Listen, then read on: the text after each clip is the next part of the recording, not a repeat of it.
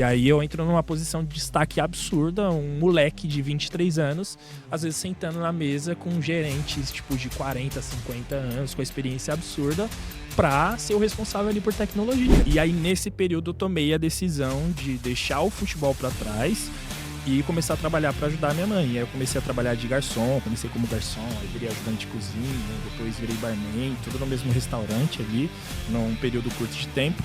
E aí eu acho que foi nesse momento que veio o agarra, sabe? Poxa, eu tenho que fazer alguma coisa, não posso deixar minha mãe nessa situação, sozinha e tal. E aí foi isso, mano. Foi nesse momento, assim, que o Wellington começa a criar casca, sabe? Hoje em dia, o que a gente vê no LinkedIn é chat GPT o tempo todo, né? Olá, comunidade. Oi, pessoal. Gostaria de compartilhar o meu certificado. E, tipo, cara, eu acho que não é esse caminho, sabe? Agarrar as oportunidades, olhar pro problema e ver a oportunidade, eu acho que é o principal, é o que me trouxe aqui. Se eu puder deixar uma dica pra galera, façam isso, olhem pro problema como uma oportunidade. E eu sempre fui esse cara de tipo, não, dá o problema pra mim que eu resolvo. Você sabe resolver? Não sei, mas eu vou resolver. Beleza, então... E muitas vezes, não, beleza, você pode ajudar. Quantas vezes eu não ouvi? Não, beleza, você pode ajudar então. E aí no final eu pegava e resolvia. Bom dia, boa tarde, boa noite, todos vocês que estão aqui assistindo ao melhor podcast de dados do universo. Meu nome é David Ribeiro e está começando mais um episódio do Detectost, o seu podcast favorito sobre dados. E, como você pode imaginar, hoje eu não estou sozinho, eu estou muito bem acompanhado por um homem que é um fera da social media, um cara muito influente na frente das câmeras e um ótimo engenheiro de dados. Eu estou aqui com o ilustríssimo Wellington Domiciano. Tô me sentindo, cara. Adorei. Ninguém nunca me elogiou tanto assim em poucos segundos. Meu amigo, é um prazer estar contigo aqui e eu tenho certeza que o público também vai gostar bastante desse episódio, onde a gente vai destrinchar quem é o Wellington, por que ele veio ao mundo e qual que é o propósito dele nessa experiência que a gente gosta de chamar de vida. Uau! Wellington, o podcast Detectost é um podcast que se propõe a falar sobre tecnologia, mas também é um podcast que se propõe a celebrar a tecnologia. A gente gosta de manter aqui nos episódios um clima amistoso, confiável. Para a galera que assistiu o primeiro episódio e aprendeu um pouco mais sobre a origem dos brindes, a gente gosta de brindar a cada episódio. E o convidado sempre escolhe o que será brindado. O que você escolheu para brindar hoje aqui com a gente? Eu escolhi um whisky pra gente dar aquela aquecida, né? Um whisky? Isso, as palavras saírem mais naturalmente. Aquela calibrada? Obrigado pela oportunidade, meu sócio, meu host favorito. Vai ser um prazer aqui contar um pouquinho da minha história. Espero que vocês gostem. Temos muitos whiskies aqui na Produções. Temos. Qual dos 3 whiskies você quer tomar? Eu prefiro, gosto mesmo, eu prefiro Jack Daniels. Você me acompanha? Com toda certeza. Eu não seria maluco de recusar um convite seu. Enquanto eu tô servindo seu copo, conta pra mim por que o whisky. O que tem no whisky que você gosta? E conta pra mim, qual foi o maior porre de whisky que você já teve na vida? Nós começamos bem, né? Falar da vida e começar pelo 50% ruim do Wellington. Bom, por mais que eu seja esse cara que trabalha com TI, cara que normalmente não tem muito um perfil de festeiro assim, né? Mas comigo é diferente, a minha família é muito festeira, gosta muito de comemorar e eu também segui aí nessa pegada. E eu também gosto muito de jogar futebol, né? Modéstia à parte ali, gosto muito de futebol, já joguei aí em alguns times de várzea. O futebol é algo que era a minha primeira paixão ali, era o que eu queria, né? Pra minha carreira. Infelizmente não deu certo, lesão no joelho, vocês sabem como é que é, brincadeira. Mas o pós-jogo é o melhor. É melhor o pós-jogo do que jogar futebol em si. E aí, nos pós, a gente sempre tomava muita cerveja, principalmente se tivesse calor ali e tal. Mas a cerveja, em grandes quantidades, ela me dá uma empapuçada. E aí, pra onde eu vou depois? Onde que eu termino meu dia? No uísque. Vou pro destilado. Gosto bastante, gosto de tomar ali com água de coco, gosto de tomar com guaraná, energético de vez em quando, dependendo de como tiver o meu nível de alegria, né, pra dar aquela animada. Então eu gosto bastante do uísque e acho que que é algo que me deixa assim, me traz lembranças muito boas de comemorações. Legal. Muito É interessante. isso. Então, meu amigo, seu copo por aqui. E, Muito como não obrigado. podia faltar, um brinde à tecnologia. Um brinde aos dados. Saúde. Eu também sou muito suspeito com uísque, cara. Eu gosto muito de uísque, cara. O uísque já me trouxe bons momentos, bons momentos. Dá pra dizer que o uísque é um bom fortalecedor da nossa amizade, né? É verdade. Eu tenho boas histórias com o Wellington e eu lembro que os principais momentos onde a gente fortaleceu nossa amizade foi celebrando bons momentos e, coincidentemente ou não, na maioria desses momentos os nossos copos possuíam um whisky. É verdade.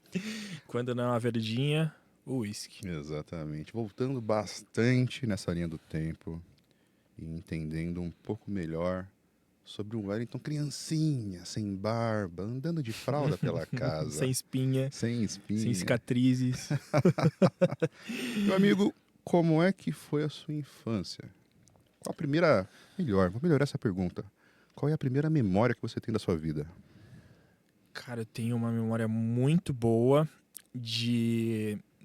Talvez assim, não tão boa no aspecto de família, mas eu tenho uma memória muito boa da. Eu fui criado pela minha mãe e pela minha avó, e aí, quando eu tinha de 4 para 5 anos ali, os meus pais se separaram. E aí eu lembro que minha mãe montou ali a primeira casa, né? Depois que tinha separado do meu pai. E aí teve uma festa de aniversário da minha irmã. E assim, eu fiquei super animado, todos os amigos dentro de casa, como eu disse, a minha família é muito festeira. E aí foi uma lembrança muito boa, mas aí no final dessa festa, lembra do famoso bexigão? Pô, Na hora lembra? do bexigão, eu fui criancinha no meio dos grandões. Fui pular pra pegar, me tacaram longe. E aí bati o cotovelo, ralou tudo, deu pra cacete. Mas assim, é uma lembrança muito boa ali. Acho que eu tinha uns 5 anos já de idade, aniversário da minha irmã. Então é uma lembrança muito, muito boa até determinada parte, mas me machuquei aquele dia. Acho que foi naquele dia que ficou cravado o meu apelido, que é bebê, né? Bebê? Por ser chorão. É mesmo? Sim, meu apelido é bebê, por mais que eu seja um homem de 1,87 m. Alto, forte, E sensual muito bonito, muito bonito. e muito simpático e iludido. Eu sempre tive amizade com pessoas mais velhas. Desde pequeno, eu sempre andava com os adolescentes ali. Então, poxa, já aconteceu de eu ter 8 anos ali e andar com os caras de 12, 14, 15 anos. E como eu jogava futebol, né? Todo mundo me levava pros cantos aí pra bater uma bola. Ou, na minha época, na minha infância, era muito comum as crianças ficarem brincando na rua mesmo, sabe? Fazendo bagunça, esconde-esconde, essas paradas. Ralando o joelho, arrancando o tampão do Ralando o dedo. joelho. Nossa, muito. Amava. Legal. E aí, automaticamente, você anda com os mais velhos, e se você for brigão do jeito que eu era, e ainda talvez seja mais controladamente hoje, quando rolava essas brigas, eu apanhava, né? Andava só com os mais velhos, e aí corria pra casa chorando e falava, oh, me bateram e tal. Aí a minha avó gritava pra todo mundo ouvir, oh, meu Deus, quem bateu no meu bebê? Vem, meu bebê e tal. E aí acabou ficando ali o meu apelido. Até hoje, cara, por conta do futebol, a maioria das pessoas que me conhecem, assim, do bairro, me chamam de bebê. Que E o futebol legal, cara. fortaleceu muito isso. Que legal. E como é que surgiu essa personalidade em você de ser uma pessoa que gosta do conflito briguento? Como é que começou isso daí? Cara, futebol também. Futebol. Eu sempre tive o histórico, assim, de muita briga, muita discussão quando era pequenininho. E aí, por conta... Quando tava brincando com os meus amigos, assim, fora o futebol, normal, não saía briga. E aí, por conta do futebol, a competição, cara, eu sempre me transformei. Sempre. E aí, acho que vem um pouquinho dessa personalidade do esporte. É óbvio que no começo você não sabe muito bem como é que funciona. E aí, imagina, dando um soco no coleguinha ali, o meu adversário, sendo expulso. Então, eu tive que aprender no futebol. Opa, pera lá, você pode ser competitivo, mas tem ali um limite. E aí, fui melhorando, né, um pouco. Conforme o tempo foi passando, fui ficando mais experiente ali, amadurecendo, né, me tornando adolescente. E aí, as coisas foram se equilibrando. Não que eu deixei de brigar. Bom você falar Mas... disso, porque eu admiro muitas coisas em você. Você é um exemplo para mim em muitas coisas da vida. Uma das coisas que eu aprendi contigo e que me ajuda a te admirar é essa competitividade positiva que você tem de ir pra cima, de ser aquele guerreiro, sabe? Fazer as coisas acontecer. Vai acontecer nem que seja na marra, mas vai acontecer. Isso é uma coisa muito legal, cara. Começou no futebol também isso? Cara, por conta do futebol, talvez. Então, Wellington criança ali, né? Como eu comentei, meus pais se separaram muito cedo. Eu tinha de 4 para 5 anos de idade. Fui criado pela minha mãe, pela minha avó e pela minha irmã. E aí, depois disso, desse período onde fica muito difícil ali para a criança, né? Ficar longe do pai e tal, até se acostumar com a nova rotina, eu me encontrei no futebol. E aí, treinava muito, me dedicava muito mesmo pro futebol. E aí, David, chegou um momento, né, que eu tava tentando ainda, né, entrar num clube para ser jogador profissional. E aí chegou um momento, pô, eu não tinha um empresário, assim, não era uma empresa e tal, mas tinham amigos da minha mãe, amigos da minha família, que gostavam muito de me ver jogando, e aí cada vez mais eles iam assistir e eles falaram, pô, esse menino aí não é só pra ficar jogando por aqui, não. Acho que dá pra ele ser profissional. E como eles tinham os contatos ali, eles tentaram me levar pra alguns clubes, e aí morei no Rio Grande do Sul um tempo. Sério? Sério. Quanto tempo você morou lá? Cara, eu fiquei uma temporada aí, alguns meses, foi bem bacana. Caramba, Uma que época bem legal. legal da minha vida, tinha 12 anos de idade. E quando eu fui pra lá, a minha mãe trabalhava, tava tudo certo. Eu lembro, pô, antes de ir, minha mãe me deu um celular de presente, sabe aquele Sony Ericsson que mudava a Sei. musiquinha na frente? Legal. Nossa, foi maravilhoso isso pra mim. E eu tive o apoio de toda a minha família, assim. Minha família é muito humilde, né? E a gente combinou, antes de eu ir pro Sul, eu lembro até hoje, foi o batizado de uma das minhas sobrinhas, e aí cada um ajudou com uma coisa. Pô, eu vou te dar um tênis, eu vou te dar uma camisa. Aí minha mãe foi e me deu o celular e tal. Por quê? Porque eu ia pra fora e ia ter que ir pra fora do estado, né? E teria que comunicar ali com a minha mãe.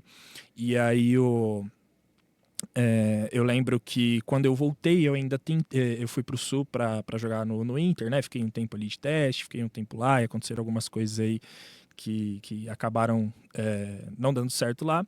E aí voltei para São Paulo. Quando eu volto para São Paulo, eu fico um tempo na Portuguesa. E aí, na Portuguesa, foi o ano que descobriram a maior roubalheira lá da história. Caramba. Aí teve impeachment de presidente, essas coisas. E aí, cara, mandaram embora desde o clube dos jogadores até o fraldinha lá, que eram os mais novos. Você tinha quantos anos na época? Cara, já tinha uns 13 anos, que eu lembro que no Sul eu tinha 12, então tinha uns 13 anos nessa época. E aí, depois da Portuguesa, eu ainda tento jogar no CAD, que é o Clube Atlético Diadema, mas aí eu já não estava mais gostando muito, já estava um pouco desgostoso, assim, com algumas situações que tinham acontecido. E aí eu decidi que, na verdade, eu fui forçado a decidir. Cara, você vai ficar percorrendo aí o interior, indo para outro estado, tentando ser jogador de futebol, ou você já quer pensar em alguma outra coisa de carreira, né? Esse foi o primeiro momento. Mas aí o que aconteceu? Lembra quando eu fui pro Sul, minha mãe trabalhava, me deu o celular e tudo mais, e aí nessa época que eu tô ali para fazer 14 anos, um pouco antes de... deixa eu ver... 14 anos, a minha mãe estava desempregada. E aí a gente conversava ainda com esses amigos, né, que amo de paixão, que inclusive são pessoas que ajudaram na carreira do meu primo, que é jogador de futebol profissional, conseguiu aí realizar esse sonho da família. E eram pessoas muito boas que me mantinham. Então, pô, os caras me davam um tênis, me davam a roupa, para eu não me preocupar com chuteira, nossa, várias. E para eu não me preocupar com essas coisas e focar ali só no futebol. Mas aí o que aconteceu nesse período? A minha mãe desempregada, fazendo bico para manter a gente, e eu, tipo, com os melhores tênis, as melhores chuteiras, as melhores roupas. E aí eu parei e pensei, pô, tô vivendo uma vida legal, tá bacana, mas minha mãe tá ferrada, será que isso tá certo? E aí fiquei um tempo, pô, e aí, vou desistir, vou começar a estudar para ajudar minha mãe e tal.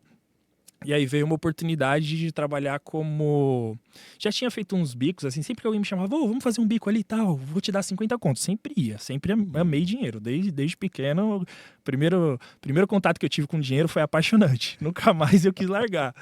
E aí, nesse período, eu tomei a decisão de deixar o futebol para trás e começar a trabalhar para ajudar a minha mãe. E aí eu comecei a trabalhar de garçom, comecei como garçom, aí virei ajudante de cozinha, e depois virei barman, tudo no mesmo restaurante ali, num período curto de tempo.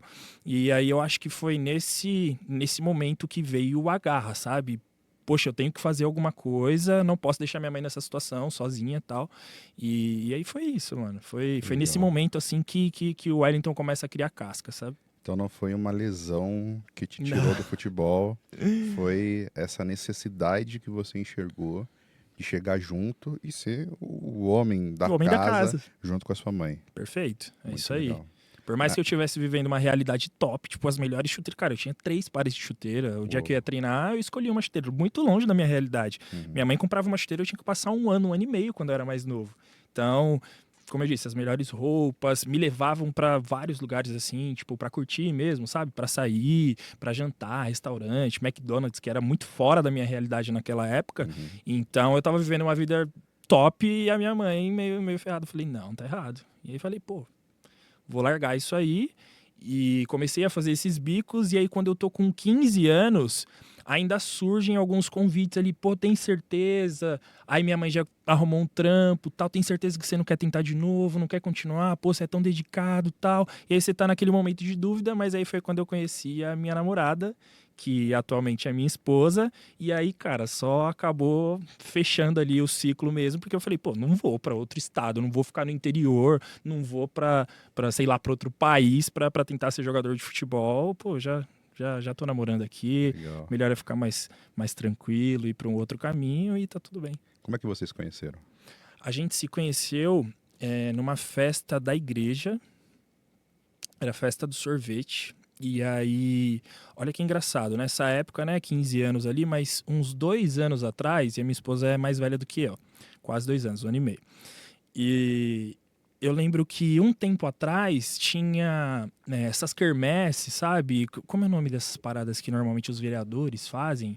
Tipo, passeata? Não, tipo, comício, né? Comício, Acho que comício. era isso que chamava, né? Na época tinha muito, agora acho que não tem muito, né? E aí tinha umas festas, levavam umas bandas lá e tudo mais. E eu lembro de ser novinho e passar a minha atual esposa hoje com uma amiga e eu falar, nossa, que menina linda, tal. Pensar, comentar com um amigo assim, nossa, que menina linda, nossa, um dia, aquele moleque idiota, um dia eu pego. Foi literalmente isso. Só que ela era mais velha, tipo, nem dava bola pra mim, devia olhar e falar, nossa, que moleque Era idiota, muita essa areia pro seu criança. caminhãozinho. Nossa senhora. Era areia, cimento e pedra. Não dava, não. E aí, beleza, aí 2 anos depois eu, tipo, conectei os fatos, porque como é que funcionava? De um lado tinha o comércio, é sempre assim, né? Tem o bar, a festança, o adultério de um lado, e do outro lado tem uma igreja. E aí eu lembro que a gente ia na mesma comunidade ali, né? Somos católicos, e, e aí eu lembro que a gente ia na mesma comunidade e tal, e aí teve essa festa do sorvete, eu falei, poxa, é aquela menina de tanto tempo e tal. Mas aí eu já tava mais bonito, né? Já tava trabalhando, já conseguia me arrumar melhor ali e tal. E eu sempre aparentei ser mais velho, né? Inclusive agora, essa cara rodada aqui, não aparenta os meus 29 anos de idade. Então, quando eu tinha 15 anos, todo mundo achava que eu já tinha, tipo, 17, 18. E como eu andava com os meus amigos eram mais velhos, tipo, pro pessoal eu tinha a idade deles. E aí foi ali que a gente se conheceu, o primeiro beijo. No dia do primeiro beijo, a hora que ela tava indo embora, eu fui levar ela até a porta da igreja. Aí eu caí de bunda na frente dela, assim, desci toda a escada da igreja. E foi um dia bem marcante. Foi esse dia, a gente se conheceu, ficamos tal, mas na época ali não deu muito certo. Ela já tava ela começando a trabalhar e eu nem indo pra escola direito tava. Então ela já tava numa outra pegada, eu ainda muito novo. Não deu certo naquele momento, mas depois tiveram alguns encontros aí, deu no que deu. E quando é que foi esse encontro onde vocês assumem um namoro e começam um relacionamento sério? Cara, ela era muito dedicada aos estudos, mas ela era muito chatinha assim também, sabe? Chamava, pô, vamos no shopping, vamos fazer alguma coisa. Ah, preciso estudar, preciso fazer isso, fazer aquilo. Eu sei que tinha um fundo de verdade ali, que realmente ela era muito dedicada, mas às vezes era só pra, tipo, me dar um fora. Tipo, aliás, era pra não me dar um fora que ela falava que tava ocupada. E aí depois, olha que coincidência, o melhor amigo dela acabou se tornando ali um dos meus melhores amigos também. E aí a gente começou a ter muito contato. E aí todo mundo, pô, aí a galera mesmo ficava, né? Pô, vocês já ficaram, né? Não vão ficar nunca mais. E aí, vocês são um casal bonito e tal. E aí foi acontecendo, da gente ficar mais vezes, e ali ela foi viajar uma época, e aí, pô, falei assim, mano, ela vai viajar, não namoro com ela, não tenho o que cobrar dela, estratégia, né? Falei, ó, o que você acha de eu só ficar com você só ficar comigo? E aí a gente tenta fazer dessa forma até quando der e a gente vê no que dá, né? E aí ela ficou meio pensativa, não sei, pô, ela foi lá pra Bahia, lá pra Chapada Diamantina, imagina. Ia conhecer um monte de gatinho lá e ia esquecer, né? E aí foi muito engraçado, né? Que ela falou assim, eu acho melhor não, tá? Eu falei, não, beleza, então a partir de hoje a gente não fica mais. Eu vou dar oportunidade pra outras pessoas, tá? Nossa, caranhão. E aí ela falou, não é bem assim, a gente pode conversar e tudo mais. Eu falei, não, ou é isso ou não é. Ela falou, então me dá um tempo pra pensar e tal. E aí ela pensou, ficou definido ali, né, que eu só ficava com ela, ela ficava comigo, e depois disso a gente nunca mais desgrudou. Que legal, cara. Faz quanto tempo que vocês estão casados? Casados 1 ano e 1 mês, quase 1 ano e 2 meses, e estamos juntos há 13 anos. Caramba, cara. Praticamente metade da sua vida. A vida toda. Qual que é a importância dela na sua vida? Cara, ela é uma pessoa que me jogou muito pra cima, né? Ela era mais velha. Quando ela tava entrando na faculdade, eu tava entrando no ensino médio ali. Até porque ela tinha 1 ano adiantado ainda pra ajudar. Então ela tava começando a faculdade, pesquisando ali, pô, vou fazer isso, vou fazer aquilo, fazendo matrícula, fazendo Enem, e eu no primeiro ano do ensino médio. E aí eu olhei pra ela e falei, pô, se eu quiser estar com uma pessoa assim, eu preciso me preparar também. E não que isso seja um problema, né, pra ter um relacionamento, mas eu falei assim, pô, não vou ficar pra trás, né? Eu sou homem, e aí eu já tinha a mentalidade, tipo, sou homem da casa, tal. Se eu tiver no relacionamento, eu vou ter que ter atitude de homem, né? Vou ter que prover ali pelo menos pra mim, e quando não, prover pra nós dois, né? Pô, e a gente sempre foi muito parceiro nisso, mas ela com certeza me puxou.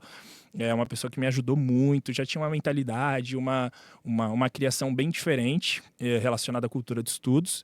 E pra mim, cara, fazer faculdade, tipo, era educação física, né? Pra tentar conectar com o futebol ali, não pensava em muita coisa. Mas ela me ajudou muito, ela me puxou para esse caminho que para mim ainda era obscuro. Pô, você tem que fazer Enem, você tem que fazer um curso técnico. Não que ela ditava isso, mas ela mostrava as possibilidades. E eu, pô, nunca ouvi o que é tech. Não sei o que é essa parada, tá? O irmão dela tinha feito e comecei a trocar uma ideia com ele e tal. Então ela me puxou muito para esse caminho acadêmico. E aí, cara, assim, toda evolução, assim, não digo profissional, mas a evolução de maturidade nesse sentido de coisas que eu não conhecia, que podiam potencializar ali a minha vida e a minha carreira, como aconteceu, foi muito por conta dela ali. Então ela é uma pessoa que me inspira muito. Já me inspirava antes, e aí só aumentando assim o nosso relacionamento, né? Nós viramos noivos, depois casamos, e é uma pessoa que me inspira todos os dias. Que história bonita, meu amigo. É. Rapaz, você é um homem muito romântico. Estou com ciúmes. O dia que você quiser casar comigo, eu topo, tá bom? Droga, já gastei a minha ficha, mano. Eu falei pra ela, os casais têm isso, né? Alguns desentendimentos ali e tal. E Faz parte. falei pra ela, pô, eu vou casar uma vez na vida. Se não for com você, vai ser com outra pessoa, mas eu quero casar com você. E vai ser só uma vez na vida. Então, sempre falei pra ela, pô, não vou passar por isso mais de uma vez. E graças a Deus, Deus tem orientado aí a gente, tem dado um direcionamento e só coisas boas acontecendo, graças a Deus. É toda a felicidade que vocês merecem. Vocês são um casal perfeito, nasceram um pro outro, e que essa união continue trazendo cada vez mais e mais felicidade para todas as pessoas próximas que estão ao redor de vocês, meu amigo. Amém. Voltando um pouquinho para o Wellington. Certo. Entendendo como que o Wellington começou a trabalhar com tecnologia. Em que momento o Wellington deixou de fazer esses muitos trabalhos para trazer uma graninha para casa e entrou nesse mundo super fácil, super tranquilo, chamado TI? Como eu disse, né? Eu sempre gostei de grana. Aí teve um namorado da minha mãe, uma época, que ele tinha... Sabe essas peruas que eram mais bonitas? Era Topic, que chamava na época, e aí ele precisava de um cobrador. E aí eu já comecei a trabalhar ali, tive o primeiro contato, pô, comecei a ganhar uma grana, falei, isso é legal. Aí tinha um amigo que me chamava, pô, vamos fazer um bico ali. Cara, já vendi batata e cebola na rua, ambulante mesmo. Saía na perua, batia, ô, Dona Maria, vai querer hoje? Era mais ou menos essa pegada. Aí logo depois veio essa oportunidade, né? Foi quando eu desisti ali de ser jogador, que eu trabalhei no restaurante. E aí trabalhei de ajudante de cozinha, trabalhei como barman, trabalhei como garçom. E depois eu trabalho como repositor em um supermercado. Repositor e fazia as entregas também, né? Então as pessoas compravam, entrega lá na minha casa, é o local XYZ. Não tinha Uber, não era tão acessível assim nessa época. E aí eu lembro que eu trabalhei 4 meses, cara, de domingo a domingo, ganhei uma grana legal. E essa época eu não tinha custo, cara. Eu tinha, sei lá, de 15 para 16 anos e ganhava R$1.500 por mês. Tinha mês que eu ganhava mais dinheiro do que a minha mãe. E aí a realidade foi mudando, ficou... Pô, caramba, que legal ter dinheiro, né? Comecei a comprar minhas coisas e tal. Foi muito bacana esse período. E aí, eu sou dispensado desse mercado. Trabalhando que nem um louco, fazendo grana, ajudando em tudo que era possível. Não era o melhor dos funcionários, era, sei lá, um terceiro contato. Formal, era o segundo contato que eu tinha, assim, com uma empresa, né? Que era o supermercado. E aí, eles me dispensaram. Cara, eu lembro que eu chorei que nem criança. Caramba. Chorei que nem criança, porque assim, ser parceiro no dia a dia, precisava trabalhar, domingo, precisava fazer qualquer coisa, eu tava lá, tava disponível. E aí não era mais interessante pra eles, me dispensaram, o que é comum, né, nas empresas, mas pra mim foi chocante, cara. Foi chocante. Tanto que foi a única empresa que me demitiu. Caramba. A única empresa que eu tomei a demissão nesse período aí, desde os meus 18 anos, quando eu entrei na primeira empresa ali para trabalhar já com TI, eu nunca mais fui demitido. Então, eu sempre levo muito a sério o meu trabalho para não passar, é óbvio, né? Hoje, não que eu esteja confortável, porque eu sempre quero mais, sempre dou um passo olhando para o próximo passo. Eu acho que é uma ganância boa que eu tenho na minha carreira, sabe? De, tipo, sempre estar me preparando para o próximo passo. Mas aí eu parei e pensei, falei, pô, vou estudar, né? Já tinha um bom exemplo ali da minha namorada. Falei, vou estudar, vai dar tudo certo, vou me dedicar e vou conseguir entrar aí numa empresa onde eu consiga ali ter um salário bacana, ter um seguro-desemprego na época, né? Porque os caras, pô, me mandaram embora e me deram R$100 a mais, R$100 pra compensar aí esse período, né? A gente sabe que isso não pode, né? Olhando pra lei. Mas beleza, foi assim e tá tudo bem. Aprendi bastante lá também, aprendi com isso. E aí comecei a estudar. Aí eu começo a fazer ETEC, fazer curso de informática. Comecei em Diadema, esqueci o nome da ETEC, mas a ETEC fica no Serraria. E aí faço os primeiros 6 meses, e aí eu tava tão nessa pegada de estudar, e como é que funciona a ETEC? Você faz uma prova, e você é aprovado, ganha a bolsa ali para fazer o curso técnico de 1 ano e meio. E aí eu tava tanto nessa pegada de estudar, que eu fiz a prova para informática, e fiquei em 22º, eram 40 vagas pro período que eu queria, que era o período ali da tarde, então consegui passar. E aí, dentro da ETEC, mudou totalmente a minha realidade, porque as escolas que eu estudei, as escolas públicas, não tinha aquela didática. Pô, cheguei lá, tinha um projetor, aula na lousa, quadro branco. Eu falei, nossa, que mundo é esse que eu tô entrando? Foi realmente chocante.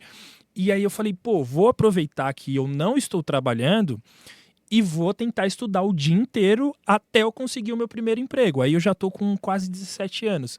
Era qual curso que você fazia, né? Concurso, isso. Mas qual curso que você fazia na ET na época? Era informática. O primeiro foi informática, que foram esses primeiros 6 meses. E aí eu estudava de tarde, e aí eu fiz uma prova para mecatrônica.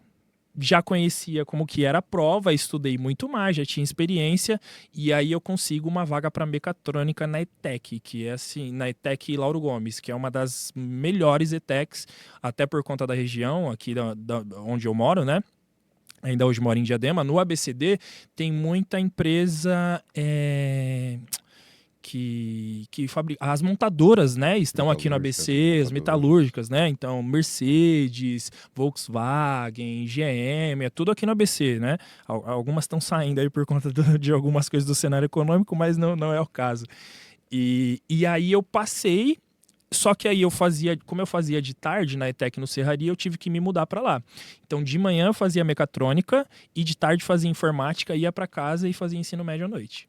Caramba. Então eu fiquei 6 meses nessa loucura. E do mesmo jeito, lembra que eu falei pra você quando eu fui viajar pro sul? Cara, cada um me ajudava com um pouquinho ali. Então a minha mãe fazia marmita pra eu levar, pra eu almoçar entre os períodos. A minha irmã me dava o bilhete pra eu passar no ônibus, né? O famoso trólebus aqui do ABC. E aí cada um ajudando um pouquinho, até que muito prestes a fazer os 18 anos.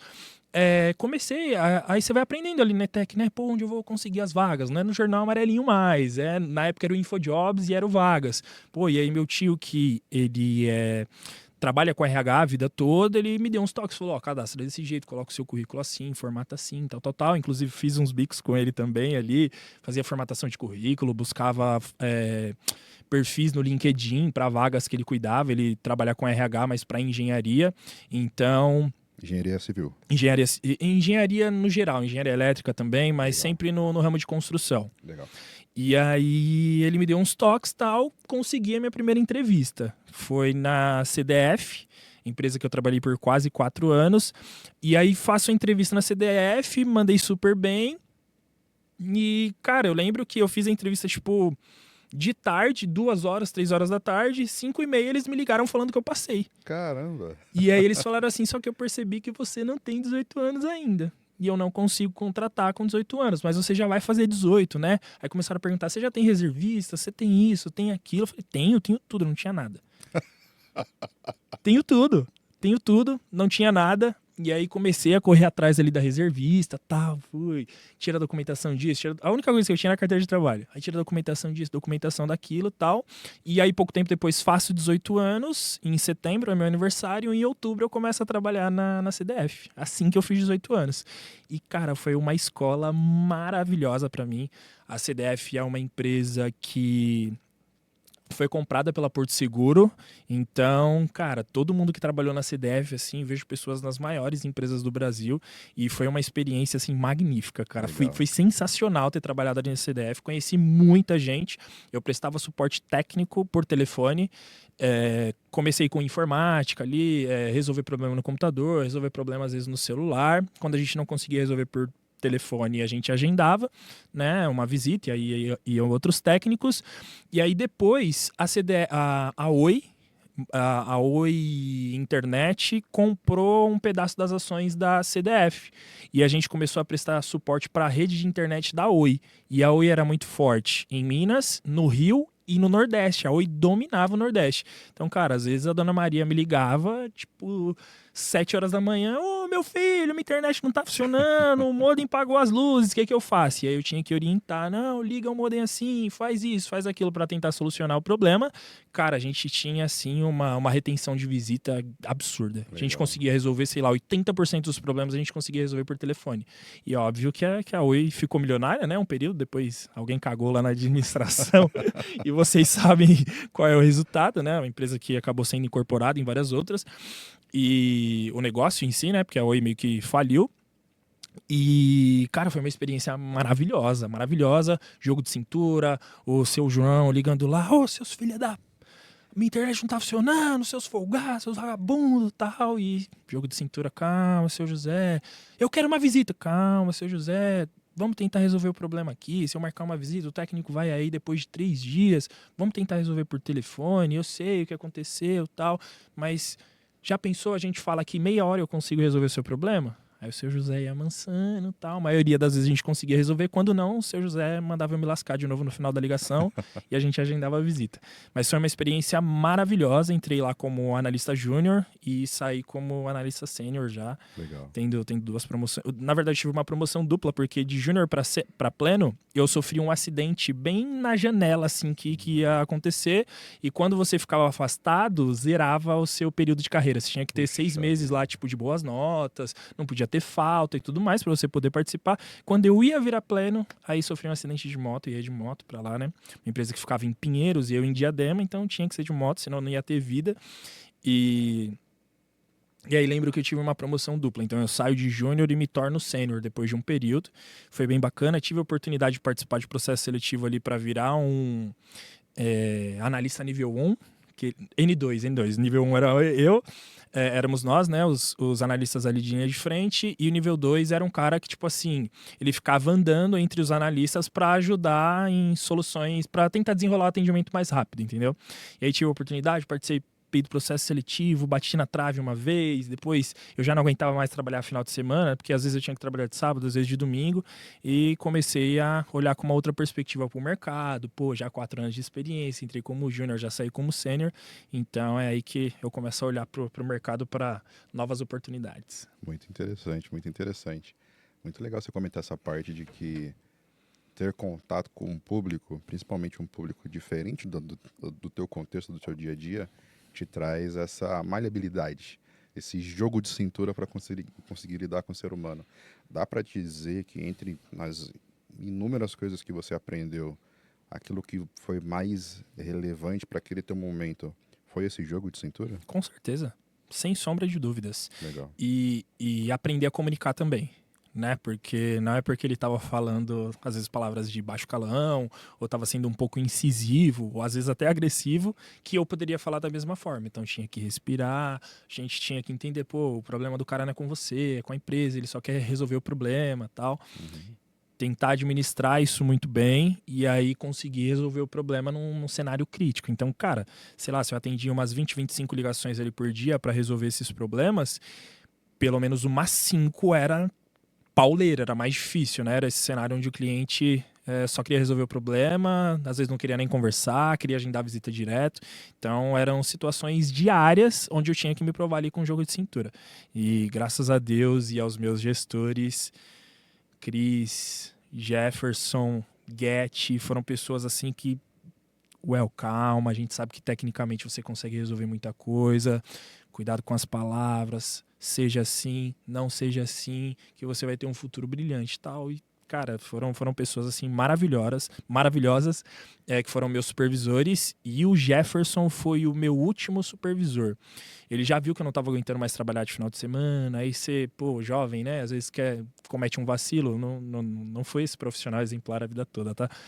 Comete um vacilo, aí, pô, não tô afim de trabalhar, aí você simula uma febre, né, uma gripe, e aí ia no médico, pegava um atestado, agendava exame, agendava dentista, tudo por horário de trabalho, e aí ele ligeiro, né, já tava acostumado, ele falou, pô, tô vendo que você não tá curtindo mais trabalhar aqui, né, como que eu posso te ajudar?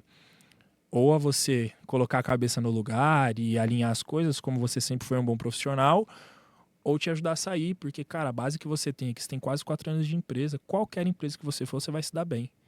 E aí eu estralei e falei, pô, caramba, não preciso agir assim, né? Não tá legal pra mim aqui. Não sabia que eu poderia falar pro meu supervisor, ó, quero sair, você me ajuda, e ele foi muito parceiro nesse sentido, e aí comecei a buscar outras oportunidades, e aí volta de novo, InfoJobs, aí já tinha o LinkedIn nessa época, já tinha meu perfilzinho lá e tal, e o Vagas também era muito forte, fiz alguns processos seletivos, cara, eu lembro que eu fiz na Suzano, Papel e Celulose, é a maior empresa de papel e celulose do Brasil, se eu não me engano, se não da América Latina. E aí eu não passei, porque era uma vaga que precisava de um perfil muito soft, eu era muito hard skill naquele momento, e fiz alguns outros processos seletivos também, mas quando eu tava, aí eu parei e pensei, já ali no meu aniversário, eu falei, pô, vou ficar esse final de ano, em janeiro eu saio, nem que seja para fazer um bico, voltar e ir a trabalhar que nem peão, né? E quando eu digo peão, galera, fazer alguns trabalhos assim um pouco mais manuais, né, que não era o caso. E aí dei um prazo, falei, pô, se eu não sair até dezembro, em janeiro eu peço as contas, porque realmente eu não quero mais ficar aqui e vou procurar outra coisa. E, cara, quando eu era adolescente, a gente pulou uma parte ali, eu fazia muita grana formatando o computador, melhorando o computador. Às vezes, tipo, o cara queria vender o computador, eu comprava dele e vendia pelo dobro. Então, eu sempre fui um cara muito desenrolado pra fazer negócio, assim, sabe? E aí eu falei, pô, qualquer coisa eu volto, monto a minha empresa de informática, alguma coisa. Tinha várias possibilidades ali, mas eu falei, pô, é dezembro, essa é a data. Dezembro de qual ano? Dezembro de 2017. Legal. Pera, eu entrei em 2013, aí vem 14, 15, 16, 17. Você com? Eu com 21 anos. Boa. Nessa época eu tava de 21 para 22, Legal. né? Eu falei, cara, tem que ser até dezembro. Passei, senão eu vou pedir as contas. Beleza. E aí eu começo um processo seletivo no mês de outubro. Fiz o processo seletivo, a primeira etapa, fui lá na empresa, e aí meu supervisor passava um pano ali pra mim, entre aspas, falou, o Wellington vai precisar ir no médico hoje e tal, e ele sabia que eu tava indo fazer o processo seletivo, e aí voltava, contava pra ele, acho que foi bom, acho que foi legal, esse acho que não rolou, e aí sou aprovado na primeira etapa, e aí eles me chamam pra fazer uma segunda etapa, e meio que desistem de fazer a segunda etapa. Falei, acharam alguém melhor, não deu tempo. E aí eles não me dão feedback negativo, mas eles me enrolam tipo uma semana, 15 dias. E aí depois que eu entrei nessa segunda empresa, que é a indústria de torrone, inclusive saudades, comer um torronezinho, essa segunda empresa que eu entro, quando eu entrei lá, eu descobri que, tipo, uns dias antes, entrou uma outra pessoa que era para fazer o trabalho que eu queria, a pessoa trabalhou o período da manhã, no horário do almoço foi embora e não voltou mais. Ih, rapaz. Aí o que eles fizeram? Vamos dar uma chance pro menino. E é aí que eu saio da CDF e vou para a indústria de torrone, para ganhar um pouquinho mais, para trabalhar com coisas mais legais, com um parque de informática mesmo, então fazendo a manutenção ali de hardware e software das máquinas da empresa. E, ganhando um pouquinho mais de grana e trabalhando de segunda a sexta. Que coisa boa. O que melhorou pra mim? Vou voltar a jogar futebol de várzea. Porque, como eu trabalhava às vezes sábado, às vezes domingo, não conseguia jogar futebol de várzea. Era algo que tava sentindo muita falta, tava descontando na academia nessa época, então foi o meu hobby ali nesse período que eu não conseguia jogar futebol. Mas assim, foi uma mudança maravilhosa pra mim, só coisas boas. E aí eu vou pra indústria de torrone já como analista de tecnologia da informação. Ainda trabalhando com suporte? Suporte técnico, mas aí presencial, né? Fazendo manutenção de hardware, software ali. Então era muito melhor, muito mais confortável. Muito interessante. E aí você fica lá nessa indústria de torrone por quanto tempo?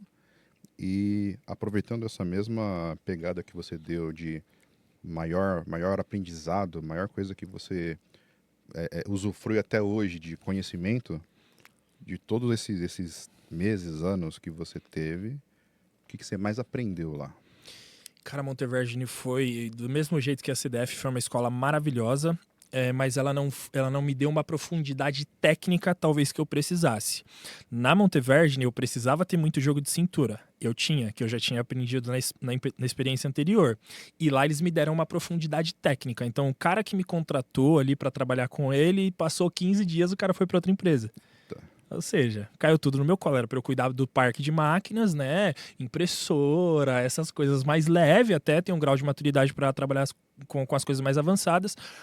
E aí caiu um servidor, um Windows Server, para eu tomar conta. Um Windows Server tinha um SQL Server, que era um banco de dados on-premises, e o outro tinha uma aplicação da Senior, que é uma das rivais ali da TOTOS, principalmente no interior de São Paulo, é uma empresa muito forte, falando de ERP, né, Sistema de Ingestão Empresarial, e aí cai essa oportunidade no meu colo. Se eu fosse que nem a outra pessoa, não julgando, cara, saía para almoçar e não voltava nunca mais, mas onde vem os grandes problemas, isso aí, dica até pra galera que tá assistindo, onde tem os grandes problemas para resolver, nível de criticidade, emergência, é onde estão as melhores oportunidades. Eu procuro trazer isso para minha vida, sempre trouxe para minha vida. Eu falei, que legal.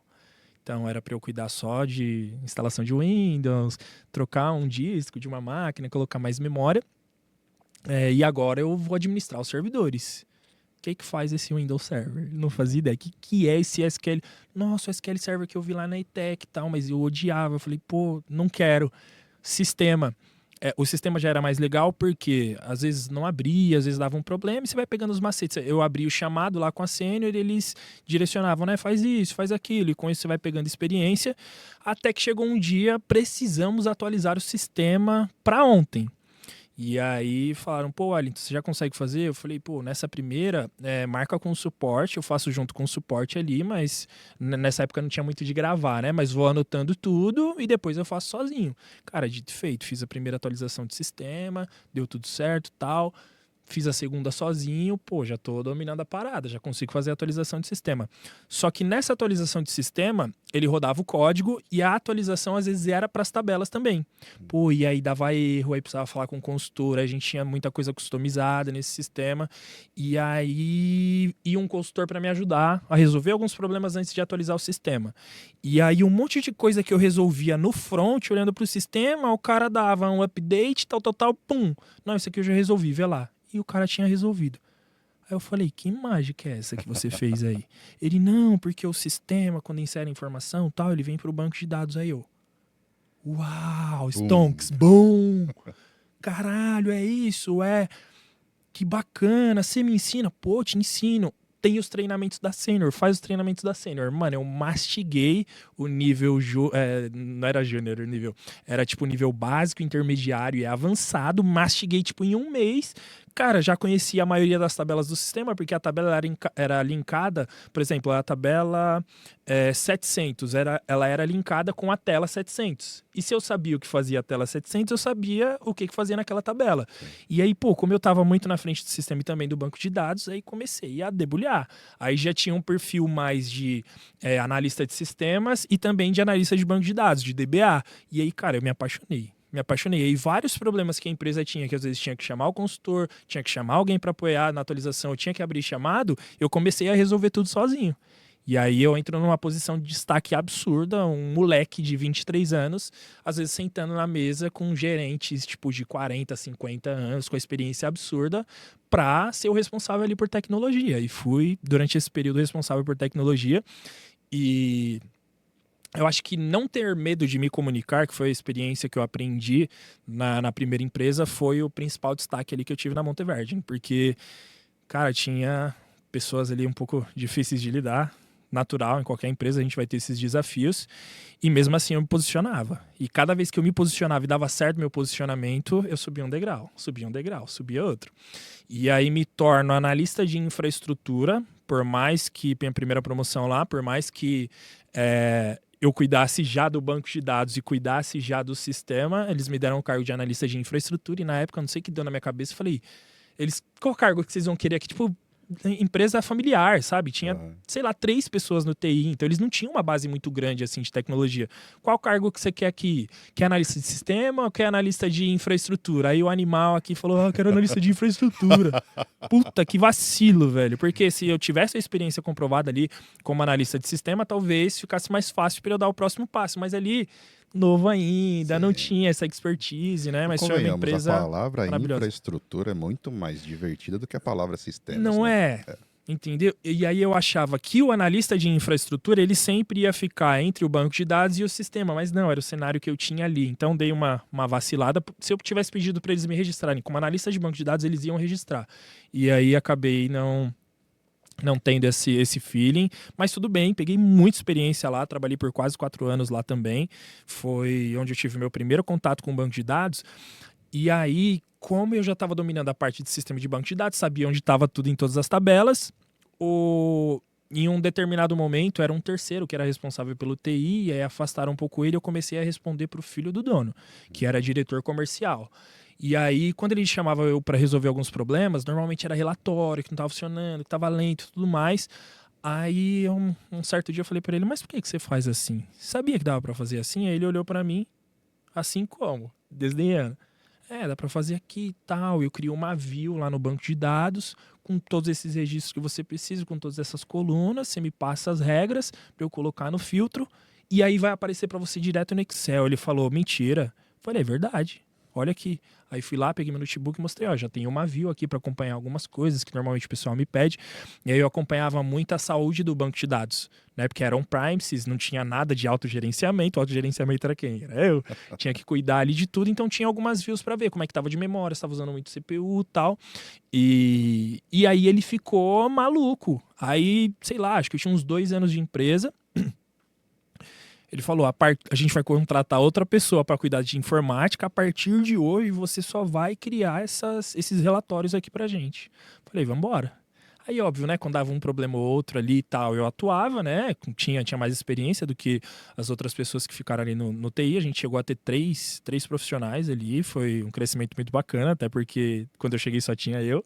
Então foi bem bacana esse reconhecimento. E aí, cara, foi que eu deslanchei. Aí ele começou a mostrar para mim uns relatórios. E aí eu falava, pô, mas é ruim de construir nessa tela. Por que a gente não usa o Power BI? Ele, pô, eu vi o Power BI na reunião lá na Red Bull. animal do caralho, vamos fazer. Sabe fazer? Eu falei, não sei, sexta-feira. Sábado e domingo eu passei o dia inteiro estudando. Na segunda, eu esboço um relatório ali, análise descritiva básica mesmo, mano, muito tranquilo, já com Power BI em cima dessa view que ele tinha, que era o que ele acompanhava o dia inteiro. Pô, esse cara falou, esse é o cara. Eu virei o braço direito do homem. Esse é o cara. E aí a gente planejou várias coisas para passar por vários departamentos, e aí infelizmente veio a pandemia, e aí a empresa, pô, imagina, a pandemia veio perto da Páscoa. E é uma empresa que é a indústria de torrone, né? Que é o principal produto, mas vendia muito chocolate, vendia ovo de Páscoa. E aí a Anvisa começou a bloquear várias coisas. Não vai poder entregar para o mercado. Pô, perderam, sei lá, 60% da mercadoria nessa Páscoa. Imagina, fizeram investimento de milhões achando que iam vender e simplesmente perderam. Então foi um período bem difícil. Cara, nesse período, pau pra toda obra, né? Eu fui fazer entrega de ovo de Páscoa. Pegava o carro do dono, saía de lá de Cidade Ademar ali, ia lá pra Alphaville, às vezes fazer uma entrega. Cheguei aí bem próximo ali do interior, Cotia e tal. E fui ajudar, mano, nesse período, porque não tinha muito desafio de TI, poucas pessoas trabalhando, aí tinha revezamento, cara, foi um período terrível. Inclusive essas 3 pessoas que... Eu era o terceiro, né? Mas as outras 2 pessoas que trabalhavam comigo a gente teve que dispensar ali por conta do momento. Mas aí o que eu percebi? Eu percebi que a empresa já estava melhorando e aí é óbvio, né? A empresa ficou com medo, pô, de tudo que aconteceu. Será que não vai voltar essa pandemia? A gente ficou muito tempo nessa, né? E aí eu falando, pô, não dá para eu fazer tudo que eu tô fazendo, não vai, assim, não vai dar, vai chegar um momento que, não vou conseguir tirar férias, e aí e tal. E aí eu percebi que a empresa tava olhando, tipo, um pouco para ela e beleza, tá tudo bem. E eu falei, pô, já tô numa outra pegada. Né? E um pouquinho antes disso, gente, quando ele me chama e fala, a partir desse dia você só vai fazer isso agora, só vai cuidar dos relatórios. E aí eles perguntam pra mim, pô, como que a gente pode ajudar você a se desenvolver melhor? Eu falei, acho que uma faculdade. Aí eles falaram, não, a gente vai pagar um curso pra você dar sênior e tal. Aí eu falei, pô, mas se vocês pagarem esse curso da sênior, talvez que eu não vou... Será que eu não vou ficar um pouco enviesado com a solução que tem aqui? Será que não tem coisa mais legal no mercado? Aí eu lembro, pai e filho olhou um pra cara do outro. Faz sentido. Vê aí uma faculdade pra você fazer. Mano, não, eu já tinha. Eu fui lá na FIAP, que era a maior, a melhor, a mais cara. R$ 1.530 a parcela. Tinha mês que eu nem pegava isso líquido.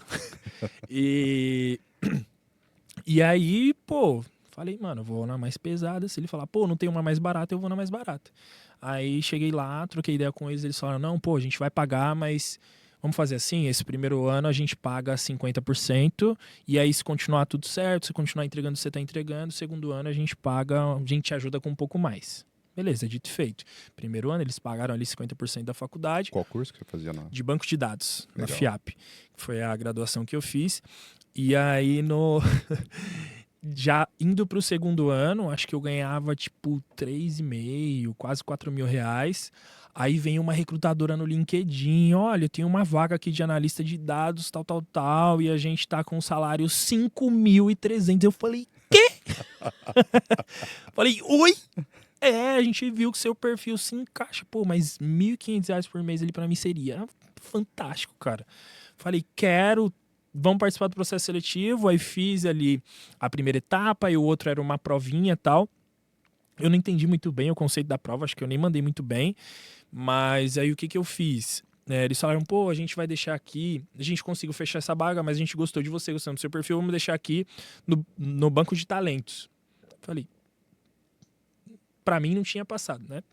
Mas o que eu fiz? Eu cheguei no meu chefe e falei, pô, recebi aqui uma oportunidade de participar do processo seletivo, me ofereceram um salário XYZ, mas eu acho que eu tenho um caminho muito grande para trilhar aqui ainda, tal, o que você consegue fazer, por mais que, sei lá, você não consiga me dar um aumento agora, me dar uma promoção agora, você não consegue me ajudar de outra forma? E eles pensaram lá e ao invés de pagar 50% da faculdade, ficou decidido que eles iam pagar 100% da faculdade. Cara, eu fui o primeiro cara a ter esse benefício lá dentro.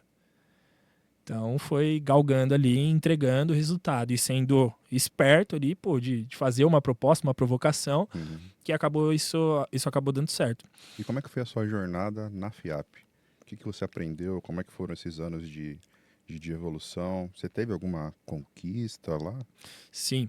Na FIAP, no primeiro ano, cara, os meus primeiros 6 meses foram horríveis. Porque todo mundo já tinha um nível de educação assim, pô, para estudar na FIAP tem que ter uma grana. Então, quem chegou lá ou tinha uma grana, e quem tem grana estudou nas melhores escolas, ou eram pessoas que ganhavam bolsa do Enem, que se prepararam também para ganhar essa bolsa e tinham muito conhecimento. Então, eu senti que eu estava abaixo do conhecimento ali, principalmente quando a gente começou a falar sobre cálculos, alguma coisa um pouco mais avançada de estatística. Eu não estava naquele momento. Então, sofri muito os primeiros 6 meses, respirei, consegui passar ali sem nenhuma nota vermelha. A partir do segundo semestre, amassei. Comecei a pegar a dinâmica de como funcionava ali a escola.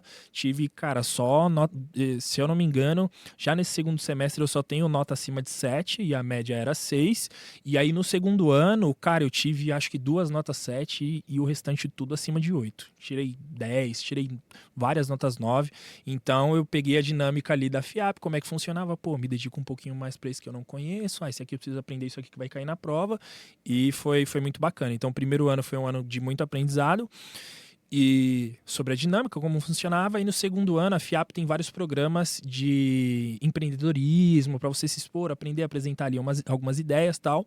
E eu lembro que teve um desafio que foi, esqueci o nome, o Disrupt 2021, alguma coisa assim, onde a gente tinha que inventar um produto e tudo mais. A gente inventou esse produto e a gente ficou em segundo lugar na competição geral, assim, das turmas de tecnologia. A gente ganhou prêmio e tal, tem um shapezinho lá até hoje. E foi muito bacana porque foi como se fosse um projeto de conclusão de curso. Então foi muito legal. Cara, tive contato com professores assim, nossa, referência na área. Foi muito legal. Eu lembro que tinha um professor que trabalhava na Via Varejo, um trabalhava na ACD, que eram empresas assim que todo mundo conhecia. E o meu despertar na FIAP, ele começa ali do meio do primeiro ano até o final do segundo ano. Por quê?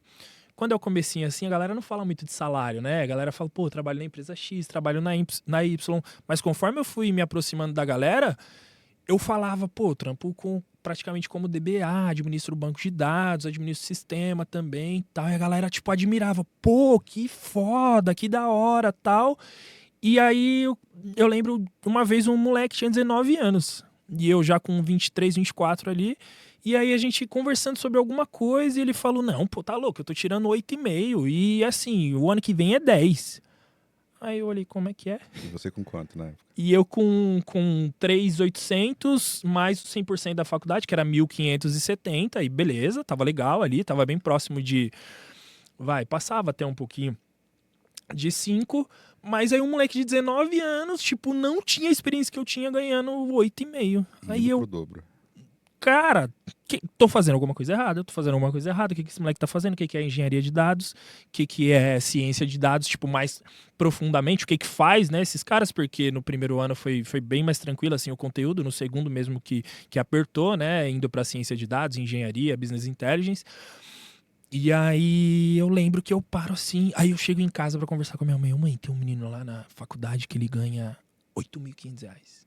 Você acredita? Minha mãe, mentira, filho. Esses meninos contam isso aí pra tentar fazer inveja, tal. Não ganha tudo isso não. Você já trabalha numa empresa legal, tal, teve oportunidade, já teve um aumento de salário, mas é mentira. As pessoas contam isso aí às vezes pra se vangloriar e tal.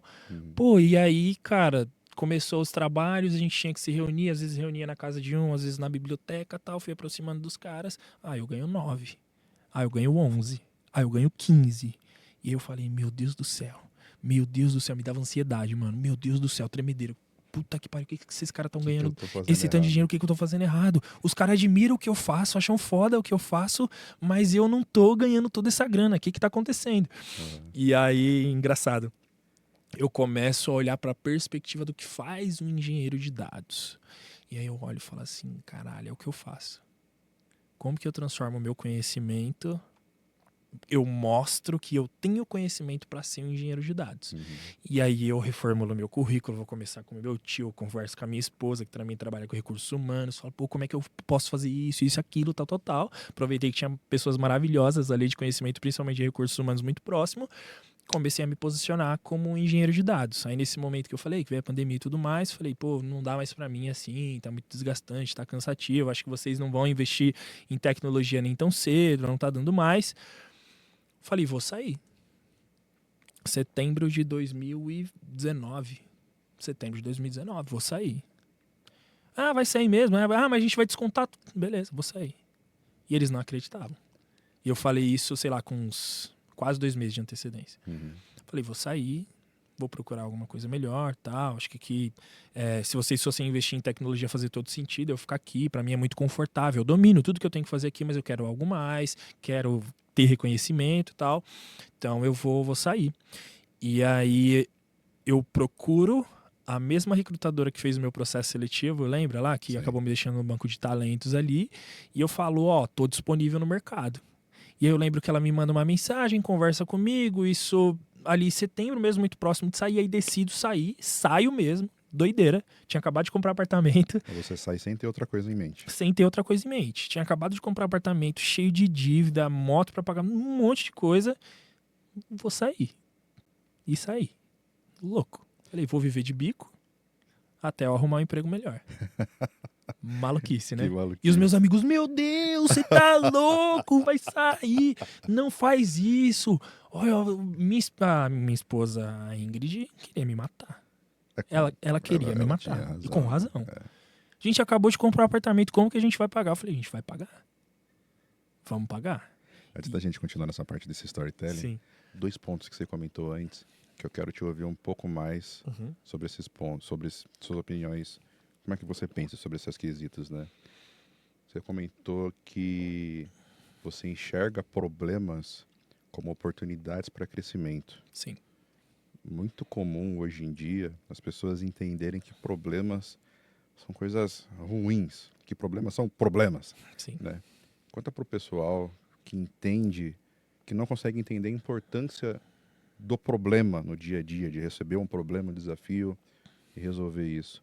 Por que isso é importante e quais tipos de crescimento, de benefícios um profissional tem quando ele é bom em resolver problemas? Eu acho que no pico ali do problema, a emergência, a criticidade, são poucas pessoas que se dispõem a ajudar. E às vezes você não está envolvido com aquele problema. Não, minhas atividades estão tudo certo, as coisas que eu estou fazendo tá tudo certo, mas tem um BO gigantesco aqui para você resolver. E eu sempre fui esse cara de tipo, não, dá o problema para mim que eu resolvo. Ah, você sabe resolver? Não sei, mas eu vou resolver. Ah, beleza, então... E muitas vezes, não, beleza, você pode ajudar. Quantas e quantas vezes eu não ouvi? Não, beleza, você pode ajudar então. E aí no final eu pegava e resolvia. Quando eu resolvi esse problema grande, esse cara, esse gestor, ou sei lá, alguém de outra área, me olhava com outros olhos. Falava, pô, a gente deu esse BO pra esse moleque mesmo, que tem aí, né, muita coisa pra resolver às vezes. E se a gente der um desafio pra ele? Será que ele vai dar conta? Porque uma coisa é você ajudar no momento ali crítico. Uma vez que você ajudou nesse momento crítico, as pessoas te veem como uma pessoa que soluciona qualquer coisa. Porque se você resolveu o problema naquele crítico, pô, tem que trabalhar até mais tarde, tem que trabalhar no final de semana, tem que trabalhar até de madrugada. Você passou por aquilo, isso te leva para um outro estágio. E aí essas pessoas, sejam clientes ou internamente, seu gestor, seu coordenador, seu gerente, começa a te olhar com outros olhos. E aí, pô, o problema que eu tiver aqui, esse cara vai resolver, então vou dar um desafio, que às vezes é o desafio do gestor, vou dar um desafio para esse cara, para ele... que ele vai resolver, porque ele resolveu lá no momento crítico. Então eu comecei a ganhar muito mais oportunidade a partir do momento que eu resolvi o primeiro desafio. Cara, sempre foi assim, sempre foi assim. Na Montevergine foi assim. Na CDF não, porque era um nível mais baixo, não tinha tanto desafio assim, o meu desafio era o meu cliente final. Mas na Montevergine, pô, jogaram servidores lá para eu administrar. Eu sabia alguma coisa de Windows Server? Não sabia nada. Sabia de SQL Server? Não sabia. Tinha noção, mas não conhecia. E também não sabia como administrar um sistema. E a hora que eles perguntaram pra mim, você dá conta? Eu falei, eu dou conta. Pode ter certeza que eu dou conta. Ah, mas como você vai fazer isso? Eu vou resolver. Me dá um tempinho que eu vou resolver. E resolvia. E aí pesquisava, e aí via livro, várias coisas assim que me ajudavam a resolver o problema. Mas eu acho que o principal do problema é você se atentar que nesse problema tem uma oportunidade. Então, cara, hoje pode me dar o maior BO que você tiver, que eu vou resolver esse problema. Essa pressão de ter que resolver um problema que você não sabe a solução não te afeta. Leve.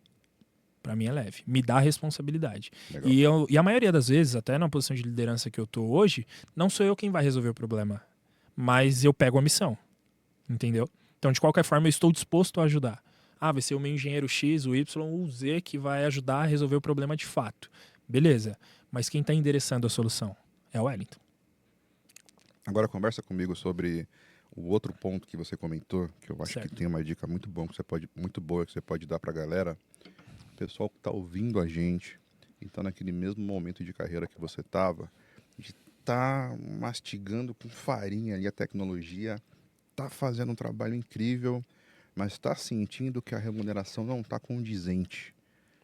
O que essa pessoa pode fazer para se tornar uma pessoa melhor remunerada no mercado? Primeira coisa, acúmulo de função. Sempre funciona. Pô, eu sou analista de infraestrutura, deveria criar esses relatórios aqui no banco de dados? Não deveria. Isso vai me dar uma posição de destaque? Vai. Então, o acúmulo de função a gente sabe que maioria das vezes não, vai. Que em algumas empresas acontece de tipo, eles te passarem um acúmulo de função não querendo te valorizar, mas sim que você simplesmente resolva um problema. Mas quando você tem uma empresa que preza pelo colaborador, que pensa no colaborador e tá vendo que esse cara tá se dedicando para acumular mais uma função ou resolver um problema que é fora do escopo dele, eu acho que isso pode trazer essa oportunidade. E assim, cara, sempre esteja muito próximo do seu gestor, pelo sim e pelo não. Já chegou, já passei por momentos onde eu chego no meu gestor e aí, cara, preciso ganhar mais, preciso de um aumento, preciso de uma promoção. E ele olhar para mim e falar, você merece, mas eu não consigo agora.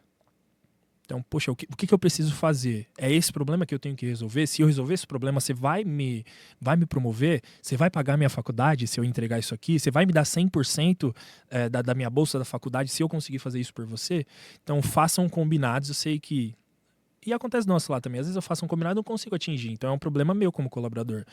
E às vezes acontece do lado da empresa de fazer um combinado e não conseguir cumprir. Mas, cara, tenta, olhando para dentro, né, das companhias e também estudando muita coisa por fora para se preparar para um próximo passo externo. Isso sempre fez a diferença para mim. Eu lembro que na época da faculdade eu fiz mais de 10 cursos na Udemy. Porque tinha muita coisa que eu não sabia, que eu precisava aprender, e ao invés de esperar o professor que ia dar 6 meses do conteúdo para eu aprender o que eu queria lá na última aula, eu já pegava ali o conceito, começava a estudar antes, e aí eu tinha uma curva de aprendizado muito acelerada. Então, acho que são as duas dicas principais. Dentro de casa, pegue responsabilidade, pegue problemas para resolver que não é do seu dia a dia, e tente fazer combinados nesse sentido. E às vezes acontece naturalmente, você pegar uma outra responsabilidade e ser beneficiado por isso, né? É um mérito ali por isso. E externamente se preparar mais. Acho que esse é o caminho.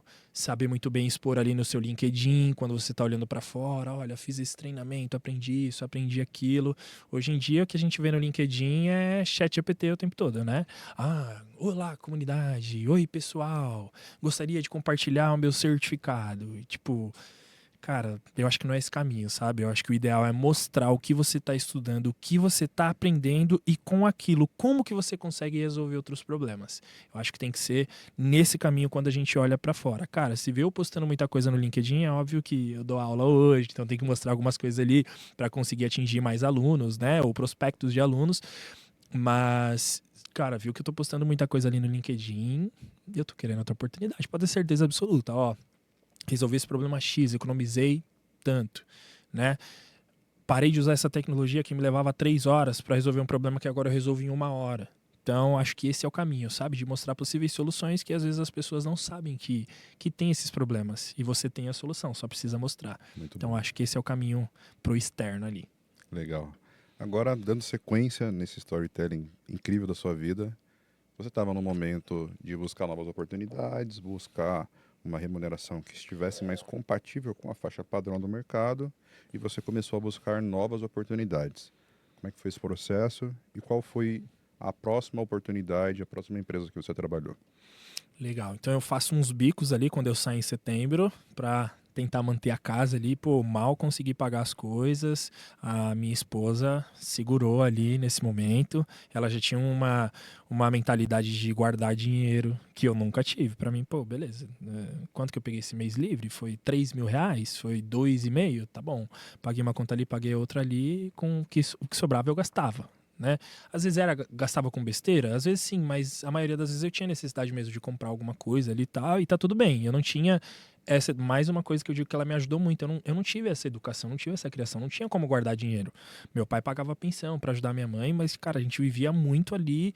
Nunca passei nenhuma necessidade, nunca passei fome. mas a gente vivia numa realidade que as coisas eram muito bem controladas. Ó, Sim. eu vou te dar essa chuteira aqui, mas tipo, aquele videogame que você quer, esquece, não vai dar. É isso que você quer? É isso que você quer. Então minha mãe foi muito disso também na criação.